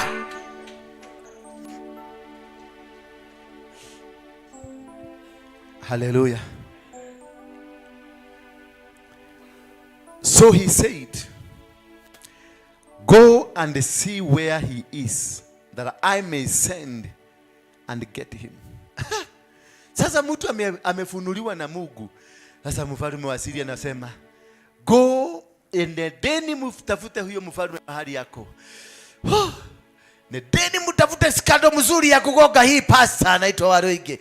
Neteni mtafute skado mzuri ya kugonga Beatrice. Neteni mtafute skado mzuri ya kugonga Kerie. Neteni mtafute skado mzuri ya kugonga Koki. Wanaenda. Kumbe skado zote zimejulikana. Wanapanga, inajulikana. Wakipanga hii inatibuliwa. Wakipanga hii inajulikana. Hallelujah. That is uzuri ya kutembea na mtumishi wa Mungu. God will always walk with you. Usiwe na wasiwasi. Hata wakainua silaha aina gani, bado tutashinda vita. Hata wakipanga mipango aina gani ile kwenye kazi yako, bado utashinda. Hata wakakuruzia uchawi aina gani, hata manyoka wakuruzie manyani ama chochote kile, bado utashinda vita. Maana huyo Mungu na anayetembea na mtumishi ambaye mnatembea na yeye, lazima atahakikisha alichokiahidi kimetimika. Bwana Yesu asifiwe sana. And it was told him saying, surely he is in Dothan. Na akaambiwa tu ako Dothani. Mudhamaki Dothani, diendo mkute huko. Therefore he sent horses. I want you to listen here. Therefore he sent horses and chariots and a great army there, and they came by night and surrounded the city. Kwa hivyo kuwa na Mungu sio kumaanisha hautasurroundiwa. Kuwa mtumishi wa Mungu si kumaanisha maadui hawatakuzingira. Kuwa mtumishi wa Mungu si kumaanisha hawatakuinukia, watakuinukia. That is the part of the plan of God. And they went and surrounded, wakazingira mji wote, wakauzingira, waka make sure sasa hapa Dothan huyu mfalme lazima tutamchinja kama kuku. Huyu mfalme lazima tutamuua. Bwana Yesu asifiwe sana. And there he sent horses and surrounded the city. And when the servant of the man of God arose, when the servant of the man of God arose early and went out, there was an army. Ni mzuri sana mnaamuka mapema. Kila watene mnaamuka mapema. This is the servant Gehazi. Akaamuka mapema. Kuamuka mapema akaenda akachugulia. Aliona nini? And when the servant of God, the man of God, and went out, there was an army surrounding the city with horses and chariots. And his servant said to him, alas, my master, what shall we do?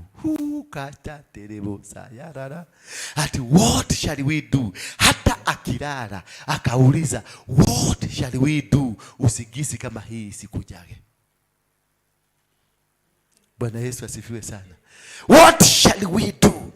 Maana huyu Gehazi ametoka, amepata mafarasi wako nje, mabunduki wako nje, wameandika kwa Facebook, wameandika kwa Twitter, wameandika kwa TV, wameandika kila kitu. Sasa maadui wamekuzingira, maadui wamesimama na wako tayari kushambulia. Naye mtumishi akakuja akaambia mtumishi, tutafanya nini? Muulize mwenzako tutafanya nini? Sasa mimi nimelala, sikusikia kumehubiriwa nini. Muulize nitafanya nini?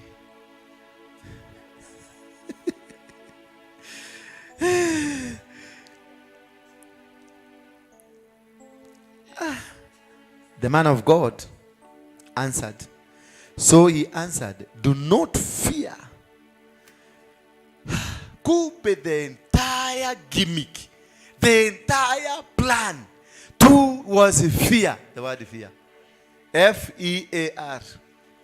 Hii maneno yote ilikuwa ni kuuziwa uoga. Hallelujah. Hii maneno yote unaona ilikuwa kuuziwa uoga. Wewe kuja. Oka. Wewe, Irene. Vikale katikere. Kamsime kaa kwa hii kiti. Koki kaa kwa hiyo kiti. Inaitwa lishafo. Inaitwa nini? Lishafo. Hii kanisa inakuwa kafani.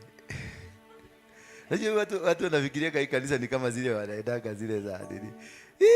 Hii ni movement. Hii ni ya commander. Hii ni kupelekwa. Haraka haraka. Ukishuka ushuke wewe enda. Tutaendelea, kuna wengine wako tayari kuingia. Na tunaenda. I don't care what you say.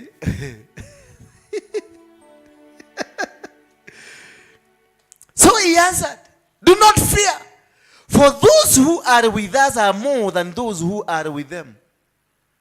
So the key word here is about fear.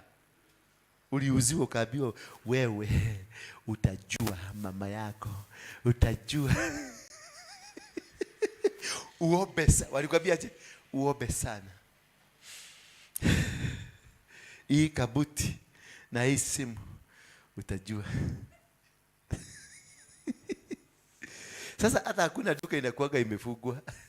Hakuna hata sufuria inakuwaga imepotea. Lakini anaambia kuchunga sana na uombe, maana utakufa. Sasa anaendaga akitoka nyumbani na imagine anaenda kukufa.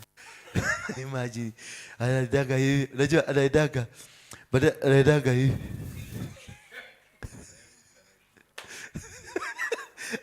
Alafu anajiangalia, anaenda kwa kioo. Anakuja hapa. Anaenda kwa kioo, anajiona marehemu mtarajiwa. Anaona yeye ni marehemu mtarajiwa. Akienda huko chini, duka zimefunguliwa zote, lakini anasema haki Mungu, haki hawajafungua hata duka moja. Anaenda, anapita sufuria, anaona ni mikebe badala ya sufuria, kwa sababu yeye ni marehemu mtarajiwa.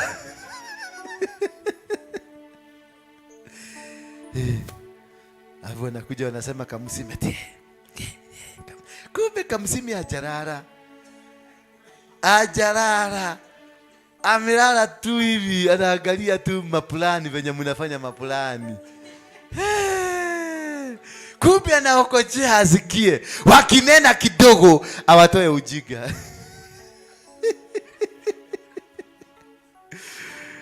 My friend, smile tu kidogo. Hallelujah. So do not fear. Jambo lolote ambalo wamepanga sasa, jambo lolote wamepanga kwa maisha yako, lolote ambalo limepangwa kwa biashara yako, jambo lolote limesema kuhusu familia yako, jambo lolote limesema kuhusu huduma yako, jambo lolote limesema kuhusu maisha yako, usiogope, maana hilo jambo limepangwa kwa ajili ya kufanya ukue mwoga, utoroke na ujiite mtarajiwa wa kifo, ujiite mtarajiwa wa kushindwa, ujiite mtarajiwa wa kuanguka.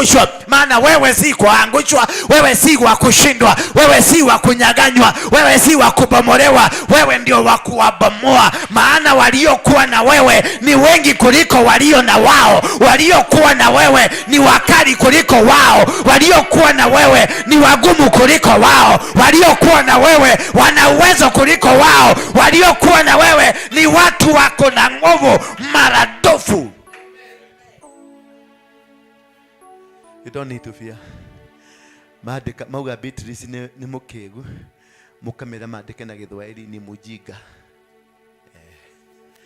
Alafu kamwera ogesa ya tatu ni fulu.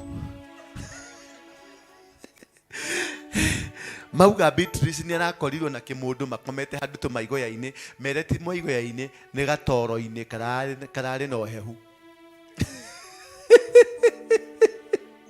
Maigwa koki ni aronio na kamuthe kene, mwireke tirari kamuthe, katirari kamuthe, kirari kimuthe. Because what they are planting in you is fear. Whoever sent me to this altar, he knows how to handle my cases.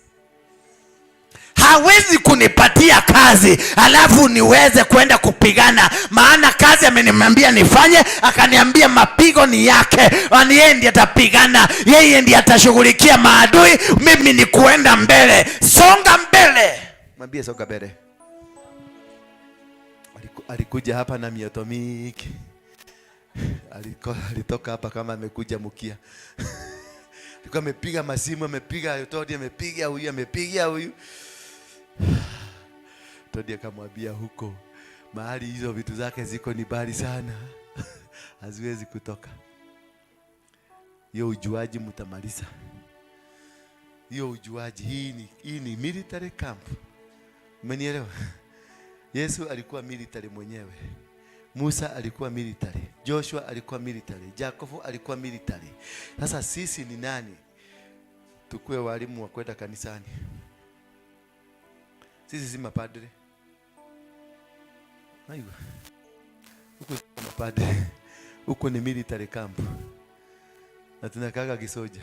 Aya masoja. Yaani kwani mnaiba nyimbo alafu kwenda practical mnaondoka. Unasemanga soja ya kufanya nini? I am a soldier in the I am a soldier. I am a soldier in the army. I am a soldier in the army of the Lord. Kwa hivyo the Lord has the army. Therefore I am a soldier in the army of the Lord. I am a fighter in the army of the Lord. I am a commando in the army of the Lord. I am a general in the army of the Lord. I'm an inspector in the army of the Lord. Therefore I'm not just fighting for the sake of fighting. I'm fighting because I have a Lord who is my commander, and we are fighting a war to win, not to lose. Kwa hivyo wakifikiria nilianza vita nishidwe, waambie waende wakome warote tena. Wanasema kama mudo ndani ya sejia. Hata kuna watu wengine wanasema wanakitoka hapa wakienda mahali wanaenda, wakienda Nakuru wanazima simu zao, maana wanaogopa wanaweza kuturakiwa. Wala turakone kewe nakio. Naginya bubu ke. Ona kiria giake gitingithondeka fertilizer.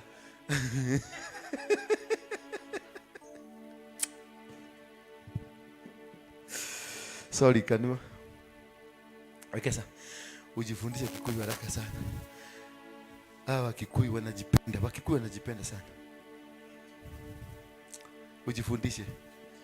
Sasa wewe ulifanya makosa ukaenda kwa Ameru. Unajua Ameru anasema tongo jongo lina na ontanga lina makata. Sasa na Kibukusu ni Kibukusu. Na mkhanda wakachakada. Sasa hii na tanganya hii ni Ki-Chinese. Unajua Ameru wanaongea kama wa Chinese. Wale wana huko ndani. Si wachuka. Wachuka kina Morin wanaongea ni Kikuyu. Kikuyu imechanganya na Kikaba. Lakini wale wana huko ndani kabisa, wale wako huko Chogoria na huko ndani wanaongea kama Waturukana. Wale wanasemanga nikatie huyo mtu. Unakata unarudi kuuliza alikuwa amefanya nini?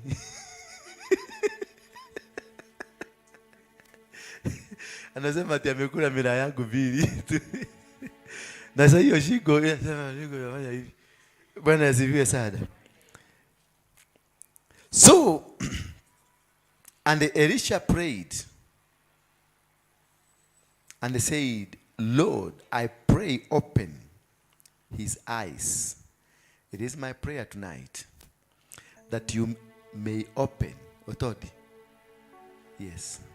Nitazamie tu niko. Si mimi unaniona hapa kwa simu? Si unione sasa hapa. Ni mimi niko hapa. Najua ilikuwa first time ya Otodi kuona mtu live na anamuona kwa TV at the same time. Sasa hiyo unajua alipiga nyumbani. Akasema babo minto gaki mimi nimemuona live na nikamuona kwa TV. Live namuona hapa na namwangalia ni yeye huyu. Inaitwa kwa technology Otodi. I pray to you tonight that your eyes may be opened to see that those that are with us are more than those that are without us. Maadui wako ni vitu vitatu, vinne, vitano hata havijafaulu kubamba. Bwana asifiwe sana. And Elisha prayed and said, Lord, I pray, open his eyes.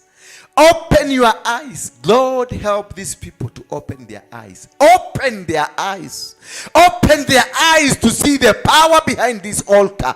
Open their eyes to see the authority in this altar. Baba wa mbinguni, open their eyes. They may see you in this altar and not live in fear.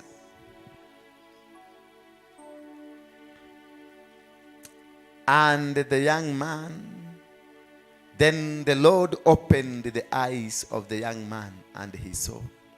And behold, the mountain was full of horses and chariots of fire all around Elisha. So when the Syrians came down to him, Elisha prayed to the Lord and said, strike these people, I pray, with blindness. And he struck them with blindness according to the word of Elisha. So the word of a prophet can be fulfilled by God.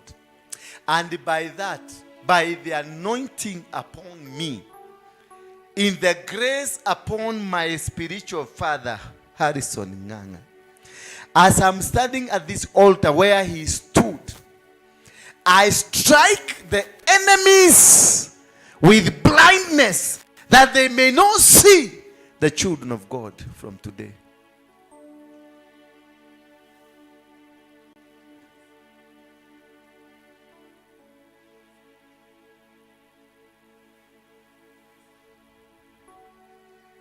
That they may not see, that they may not be able to reach where we are, that they may be not able to know what we are doing, that they may not be able to see anything that we are doing. Now Elisha said to them, this is not the way, nor is this the city. Follow me, and I will bring you to the man who you seek.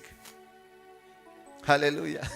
So they will come here, they will be planning to kill you. Wewe ndio utawapeleka. Wanatafuta purity, watawapeleka purity, atawashuka mkono, aambie kujeni niwaonyeshe mahali purity yuko. Kama vile wewe ulienda safuria zako zikawekwa kado, ukapita nikaona ni mikebe iko hapo. Baadaye kurudi ukakuta sufuria zako ziko mahali hapo.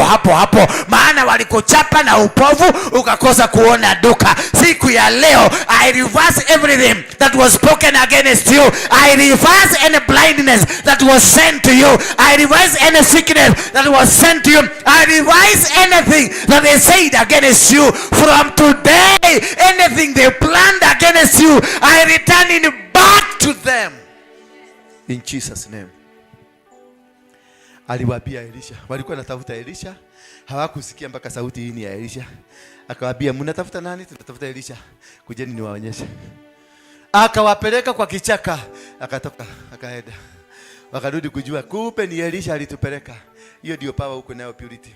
Mahali popote utaenda kufanya kazi, pata kafaulu. Maadui wakiinuka, watashambuliwa, si wewe. Usiende kupigana na wao. Wewe surrender kwa Mungu. Irene, si wewe. Just surrender to God. God is doing something. Kuna ka challenges, lazima mpitie ka challenges, but God is making it. Maybe, sweetheart, God is making it. Don't worry. It is just a small. Kurara tulipita. Tulifaulu ya kurara. Si tulifaulu hiyo, tulijida. Bwana Yesu asifiwe sana. Wacha nyinyi. Beatrice alienda akajifungia mwezi mzima kwa nyumba. Na akazima simu zote.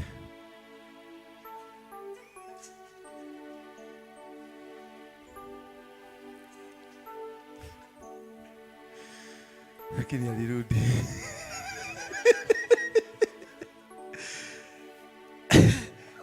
Easy Catholic.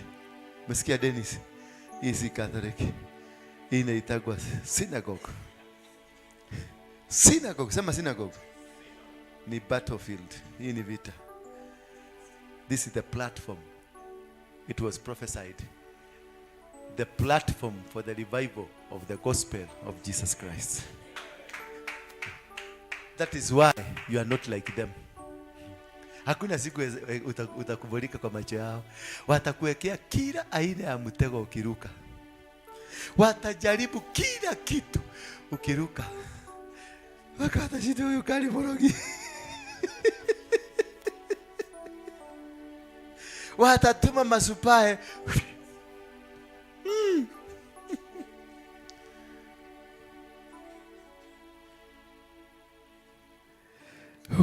Mungu ni Mungu wa rehema. Now when the king of Israel saw them, he said to Elisha, my father, shall I kill them?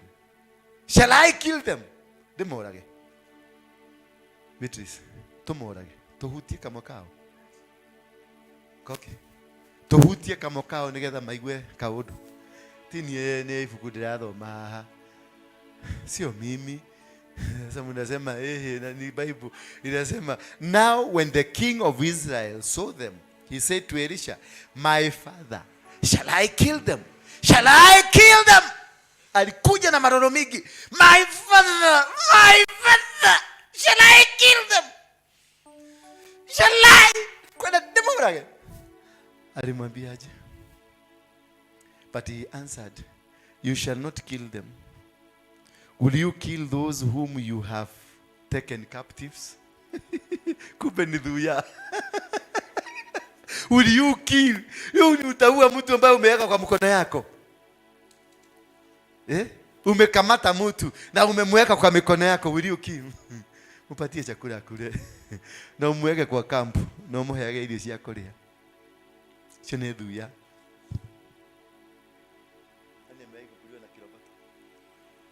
Unashikaga na mata. Kitu ya kukamata na mate ndio imekuhangaisha. Beatrice ya tarari, Kesha harari, Kamusime harari, kairetu gati we nonde wao koma, nonde wao koma wapi? Ulilala jana, mulilala lini? Na hiyo upuzi utawacha. Utafute kazi. Wamama uliongea na wamama? Wamama hapa. Uliongea na wao? Haukuongea na wao hata kidogo? Sade. Hakuna mahali uliongea na wao? Niyo kanioge. Hamukuongea naye?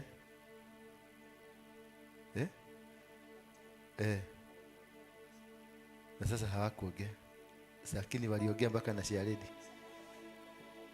Na ripoti nikaipata. Anawao kuongea na wamama, wewe ni mkora. Na nilikwambia sikuoni mzuri. Nilikwambia tu wewe sikuoni mzuri. Ripoti niko nayo kwa mesa, venye walimwambia na ile kitu amepaka kumupatia, lakini anasema sikuongea na wamama.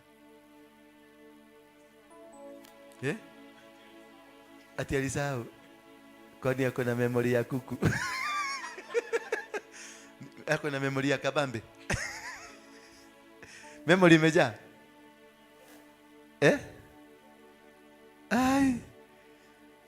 Hapana. Ndio nilisema mufanye intelligently discussion.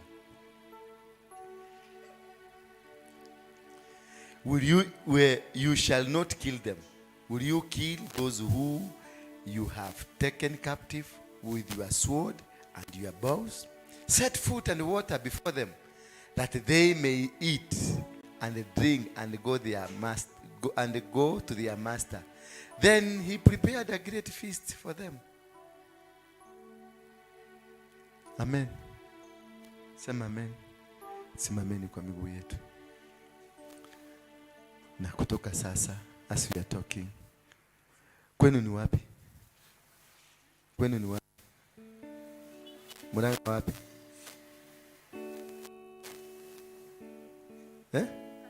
Kagema. Sasa imetoka Mara yada Kagema. Una namba ya mtu wenu ya simu? Uko na namba ya mtu wenu hata mmoja kwa hii dunia? Uko na mtu wenu kwa hii dunia? Anaitwa nani? Aniko. Anaitwa Aniko. Jina yake? Anakaaga wapi? Unajua unakujua kwa kule anakaaga? Basi umesikia hiyo ripoti? Nataka muende mbaka kwa ago na yeye. Muende baka kwa ago. Si ndio? Sasa kijana, unalia? Kuja. Hebu kuja.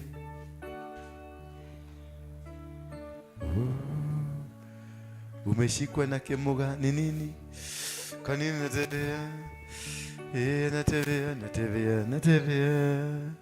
Kuja hapa upande utuibie wimbo moja.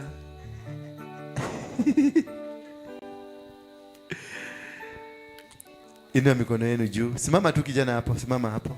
Inua mikono yako juu. Simama na inua mikono juu. Simama tu na inua. Kila mtu aliye kwa nyumba hii inua mikono juu. Mkodito ulipitia wapi? Ulipitia pale? Yeah? Ulipita kwa wale watu? Yeah? Leo utajua ujui. Inua tu mikono juu. Semeni, Bwana Yesu, nimekuja mbele zako usiku huu, unisaidie kukamata maadui wangu wote bila kutumia silaha. Wakuwe wamekuja wakiwa wapofu, uwachape na upofu, kisha uwalete mikononi mwangu. Niwapatie chakula na niwachekelee.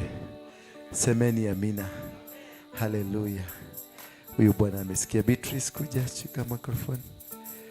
Keyboard man, taka tuimbe, tu worship, tujipeleke mbele za Mungu. Kuna deliverance itafanyika peke yake. Sitaguza mtu. God has heard your prayer. The headache has gone. The challenges of life have gone. Come see. Mungu amekuachilia sasa. Hakuna Mungu kama wewe. Hallelujah. Natamani kufanana nawe. Natamani kufanana nawe.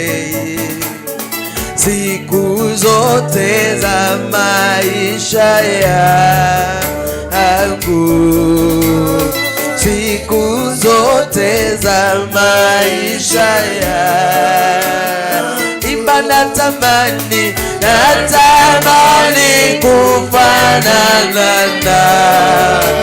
Oh, natamani, natamani kufanana nawe. Siku zote, siku zote za maisha yangu.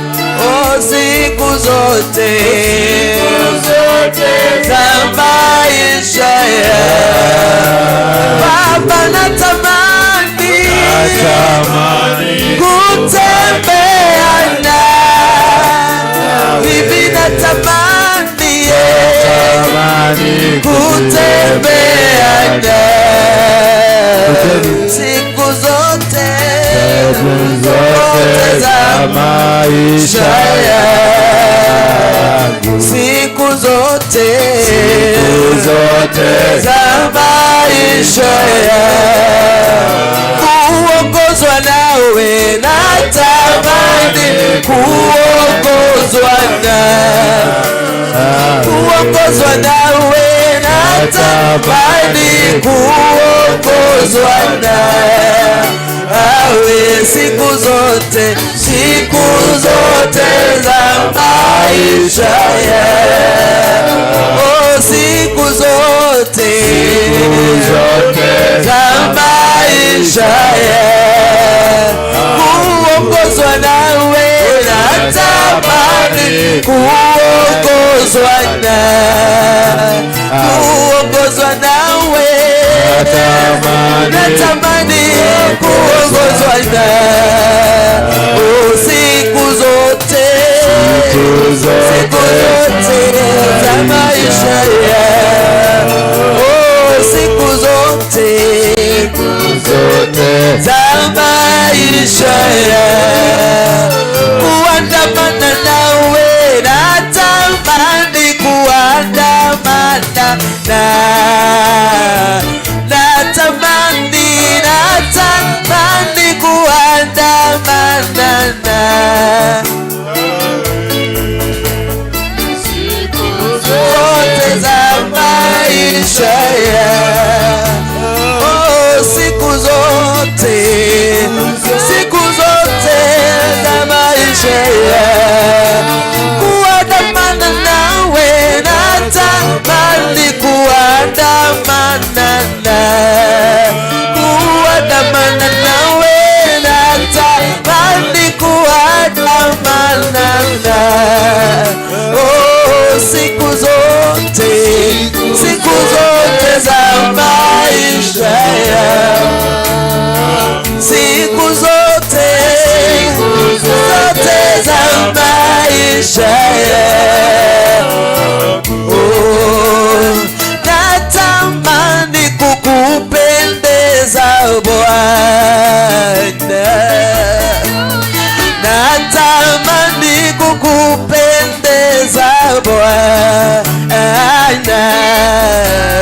siku zote za maisha yangu, siku zote za maisha yangu kukupendeza Bwana, natamani kukupendeza Bwana, natamani kukupendeza Bwana, siku zote za maisha yangu, siku zote za maisha yangu kupiganiwa nawe, natamani kupiganiwa kwa vita zote Bwana, natamani kupiganiwa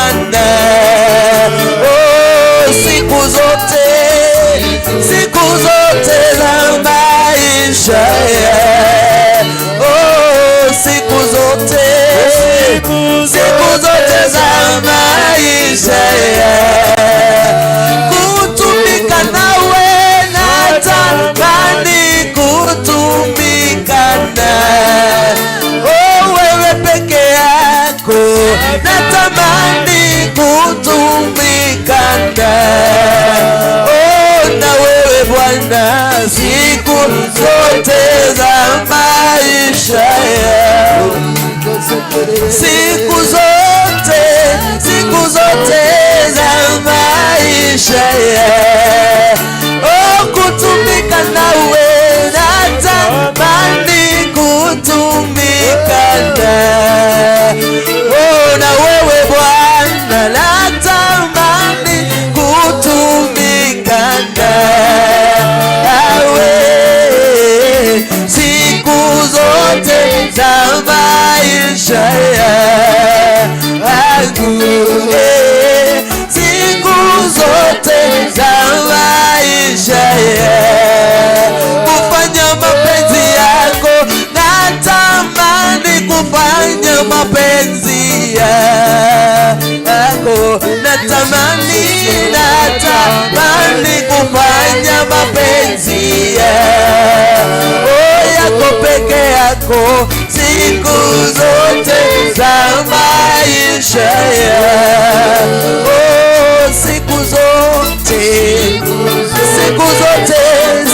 zote Bwana,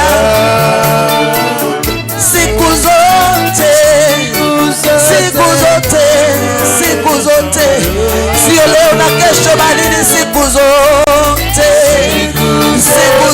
Bwana, kwa uaminifu wako nanena siku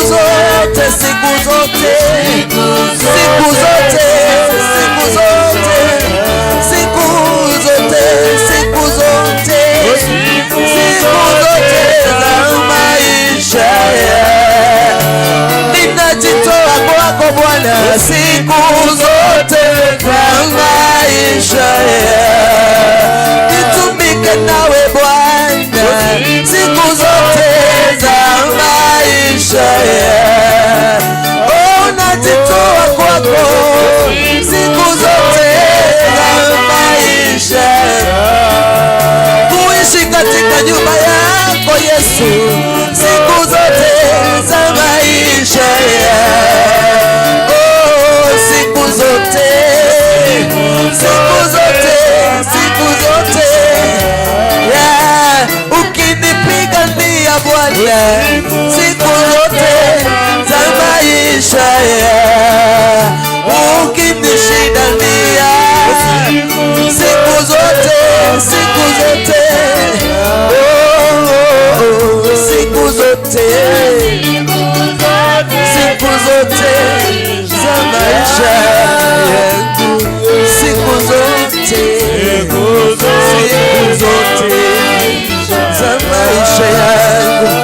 mwambie siku zote utaishi kwake, siku zote utaishi kwa Bwana, utaishi kukiliwa Baba Mungu siku zote za maisha yako, siku zote, siku zote, siku zote za maisha yako Bwana, siku zote, siku zote za maisha yako, siku zote, siku zote za maisha yako, siku zote, siku zote za maisha yako, nikikupendeza ewe Bwana, siku zote za maisha yako, nikitawaliwa na wewe siku zote za maisha yako, ukitamalaki ndani yangu Bwana, siku zote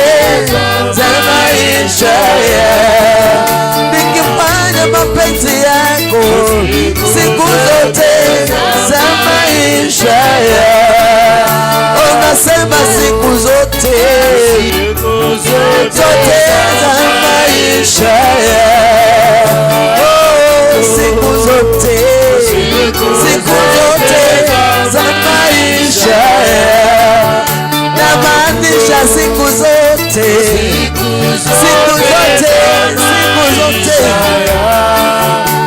niishi kutii sauti yako ewe Bwana, siku zote za maisha yako, ni siku zote, ni siku zote Bwana,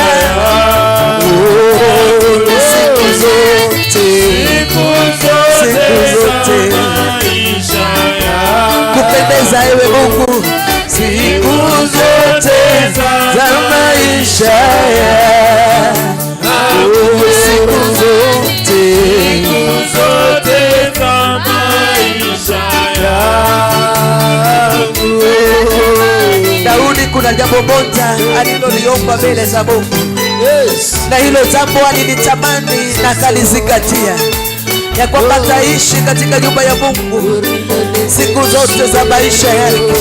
Nasi Bwana tuanje mbele zako tukiomba tu tuweze kuishi katika uwepo wako siku zote za maisha yetu, tuweze kuishi katika malango haya yako Bwana, chini ya kivuli chako, chini ya mamlaka ya mbinguni, chini ya ulinzi wa mbingu, siku zote za maisha yetu, tukitawaliwa na wewe, tukiangaziwa na wewe.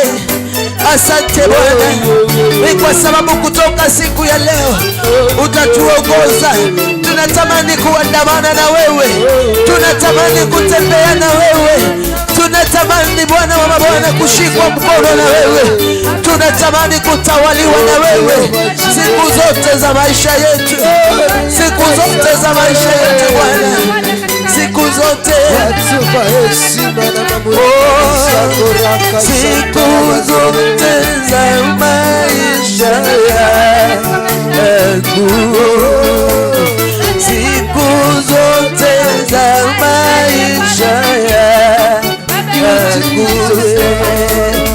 siku zote za maisha yangu, siku zote za maisha yangu, siku zote, siku zote za maisha yangu, siku zote, siku zote, siku zote, siku zote.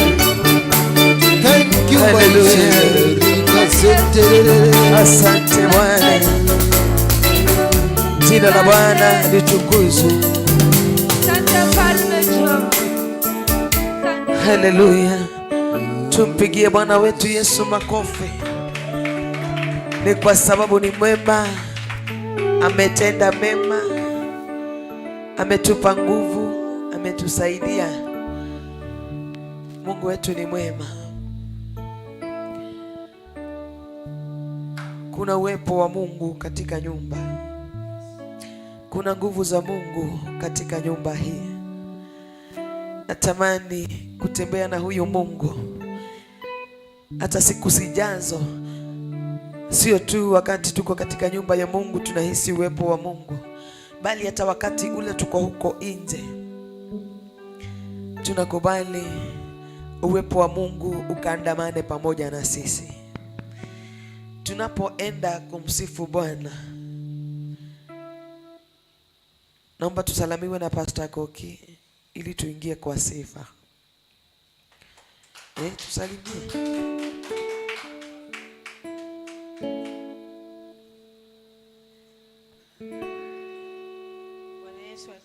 Amen.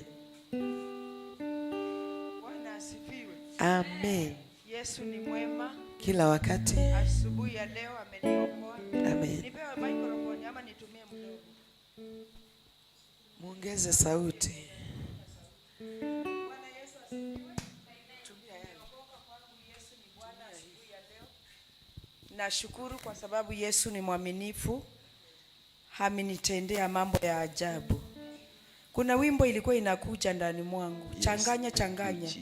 Yesu apendi changanya. Sinapenda tuimbe hiyo wimbo kwa sababu Yesu apendi changanya. Amen. Mcheza kinanda tupeleke.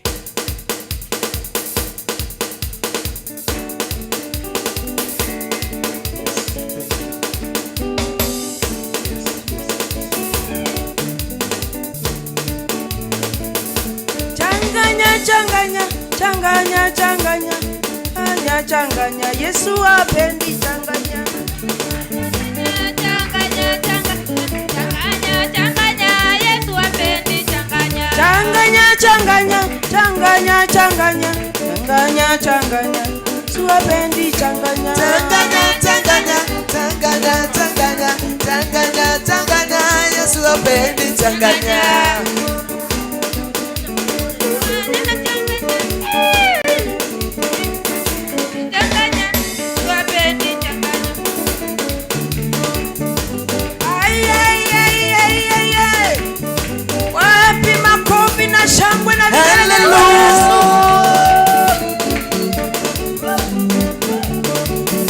Shangwe na changanya, changanya, changanya, changanya, changanya, Yesu apendi changanya. Changanya, changanya, changanya, changanya, changanya, changanya, Yesu apendi changanya. Ukristo kidogo, changanya, changanya, changanya, changanya, Yesu apendi changanya. Changanya, changanya, changanya, changanya, changanya, changanya, Yesu apendi changanya.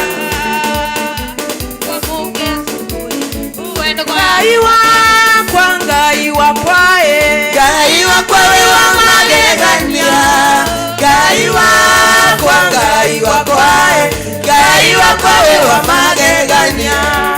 We mutheru, we mutheru, we mutheru wa magegania, we mutheru, we mutheru, we mutheru wa magegania.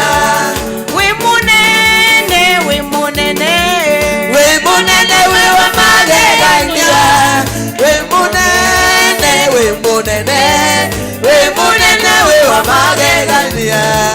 Jakera, jakera nyumba mwadhani, jakageka momoka. Jakera, jakera nyumba mwadhani, jakageka momoka. Jakera, jakera nyumba mwadhani, jakageka momoka. Jakera, jakera nyumba mwadhani, jakageka momoka.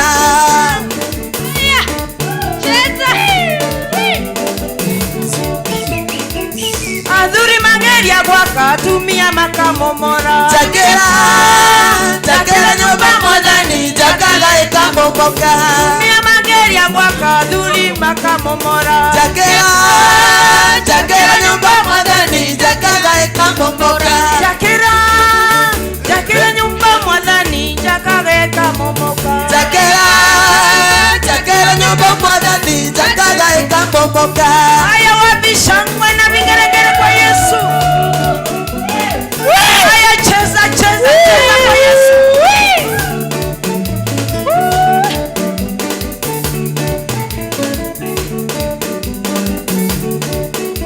Naenda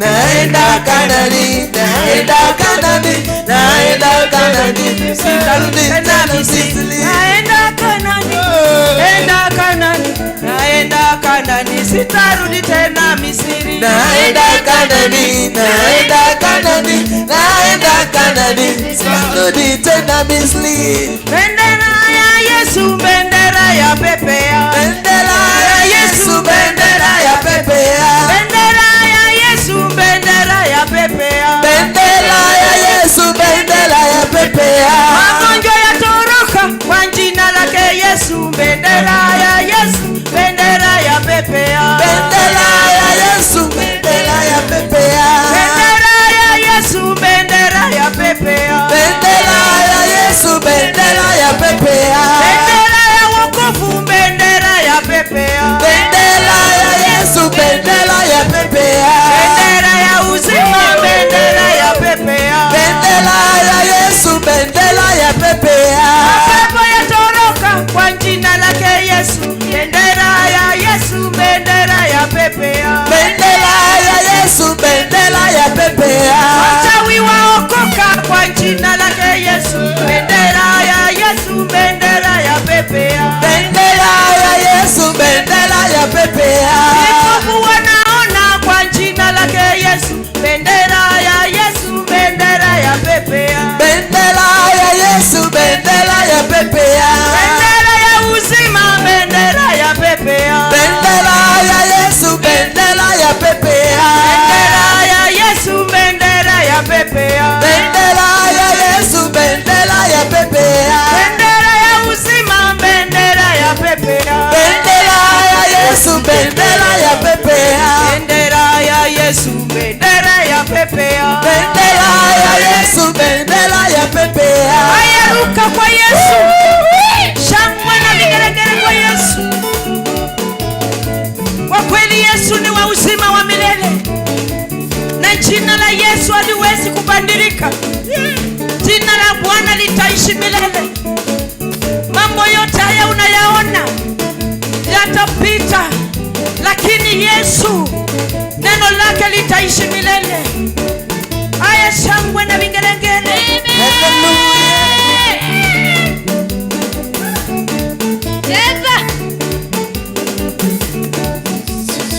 Tembea Bwana, tembea tukuone. Tembea, tembea Bwana, tembea tukuone. Tembea Yesu, tembea tukuone. Tembea, tembea Bwana, tembea tukuone. Tembea Bwana, tembea tukuone. Tembea, tembea Bwana, tembea tukuone. Tembea Bwana, tembea tukuone. Tembea, tembea Bwana, tembea tukuone. Tembea nyumbani zetu, tembea tukuone. Tembea, tembea Bwana, tembea tukuone. Tembea Bwana, tembea tukuone. Tembea, tembea Bwana, tembea tukuone.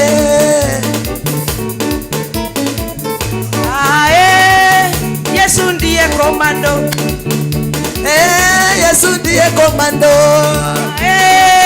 Yesu ndiye komando. Yesu ndiye komando.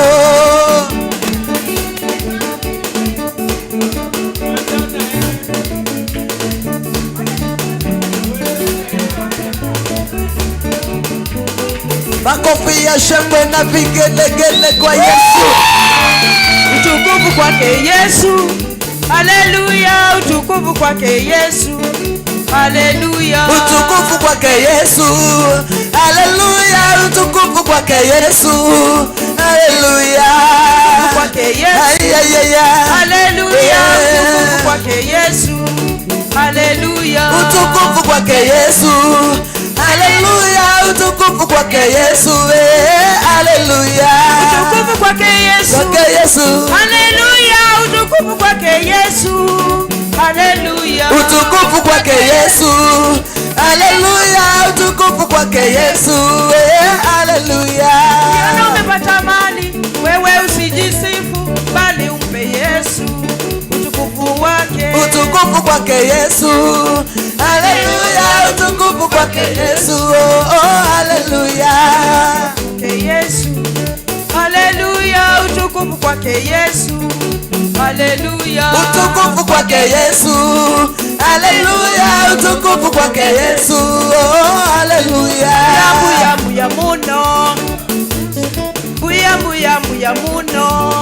Nyasaye. Buya buya buya muno. Buya Nyasaye. Buya buya buya muno. Buya Nyasaye. Buya buya buya muno. Buya Nyasaye. Buya Nyasaye. Buya Nyasaye. Buya Nyasaye. Buya Nyasaye. Buya buya buya muno. Buya Nyasaye. Buya muno. Buya Nyasaye. Asante Yesu. Asante Yesu. Asante Yesu. Asante Yesu. Asante sana Bwana Yesu. Asante Yesu. Asante sana Bwana Yesu. Oh, asante Yesu. Orio mwami. Orio mwami. Orio mwami. Orio mwami mwami wanje. Orio mwami. Orio mwami wanje. Orio mwami. Twende.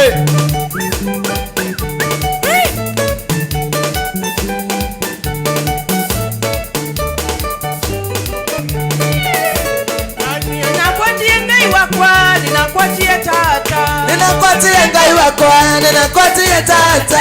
Ninakwatie ngai wakwa, ninakwatie tata. Ninakwatie ngai wakwa, ninakwatie tata. Ninakwatie ngai wakwa, ninakwatie tata. Ninakwatie ngai wakwa, ninakwatie tata. Nakwatie ngai wakwa, nakwatie tata. Ninakwatie ngai wakwa, ninakwatie tata. Nakwatie ngai wakwa, nakwatie tata. Ninakwatie ngai wakwa, ninakwatie tata. Tata, tata. Tata, tata. Daddy, daddy. Daddy, daddy. Oh, daddy, daddy. Daddy, daddy. Nilipata Mungu Baba, nilipata Baba. Nilipata Mungu wangu, nilipata Tata. Oh, nilipata Mungu Baba, nilipata Baba. Nilipata Mungu Baba, nilipata Baba. Ninakwatia ngai wakwa, ninakwatia tata. Ninakwatie ngai wakwa, ninakwatie tata. Tata, tata. Tata, tata. Tata, tata. Tata, tata. Cheza, cheza, cheza. Cheza. Ainuliwe Bwana wa mabwana. Ainuliwe ametenda wema. Ainuliwe Bwana wa mabwana. Ainuliwe ametenda mema. Ainuliwe Bwana wa mabwana. Ainuliwe ametenda wema. Ainuliwe Bwana wa mabwana. Ainuliwe ametenda mema. Ametenda Ametenda mema. mema. Ainuliwa. Ametenda mema. Ameinuliwa. Ametenda mema. Ainuliwe Bwana wa mabwana. Ainuliwe ametenda mema. Ainuliwe Bwana wa mabwana. Ainuliwe ametenda mema. Ametenda mema. Ametenda mema. Ainuliwa. Ametenda mema. Cheza.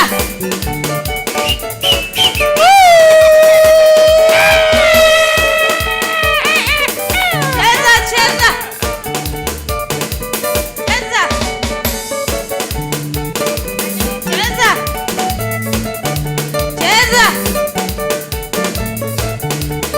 There is something today in the house of the Lord. There is something today in the house of the Lord. There is something today in the house of the Lord. Hallelujah today in the house of the Lord. There is something today in the house of the Lord. There is something today in the house of the Lord. There is something today in the house of the Lord. Hallelujah today in the house of the Lord. Kuna jambo leo nyumbani mwa Baba. Kuna kitu leo nyumbani mwa Bwana. Kuna kitu leo nyumbani mwa Bwana. Hallelujah leo nyumbani mwa Bwana. Kuna kitu leo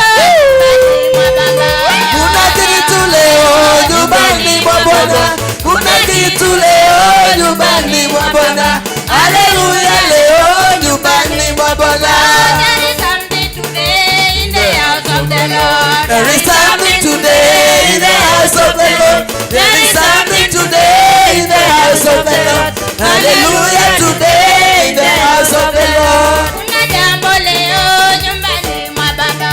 Kuna kitu leo nyumbani mwa Bwana. Kuna kitu leo nyumbani mwa Bwana.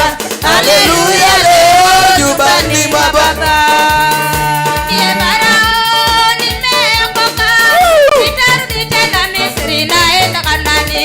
Mwambie Farao nimeokoka, sitarudi tena Misri, naenda Kanaani.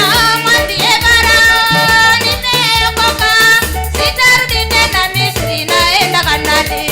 Mwambie Farao nimeokoka, sitarudi tena Misri, naenda Kanaani. Sitarudi tena Misri, naenda Kanaani. Sitarudi tena Misri, Naenda Kanaani. sitarudi tena Misri, Naenda Kanaani. Waambie wachawi tumeokoka. Mwambie Farao nimeokoka, sitarudi tena Misri, naenda Kanaani. Mwambie waganga tumeokoka, hatutarudi tena Misri, twaenda Kanaani. Mwambie Farao nimeokoka, sitarudi tena Misri, naenda Kanaani. Sitarudi tena Misri, naenda Kanaani. Sitarudi tena Misri, Naenda Kanaani. Cheza. Cheza.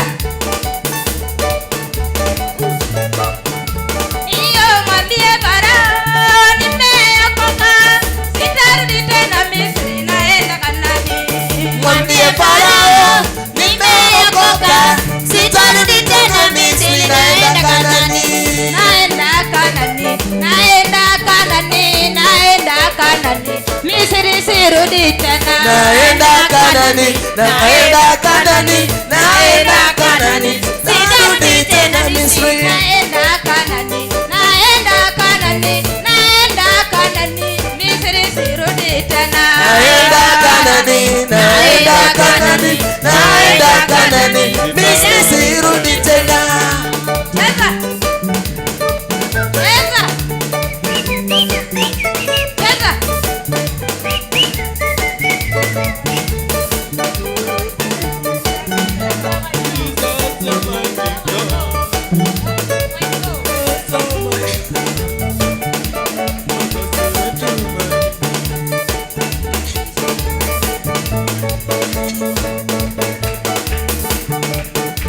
Twende.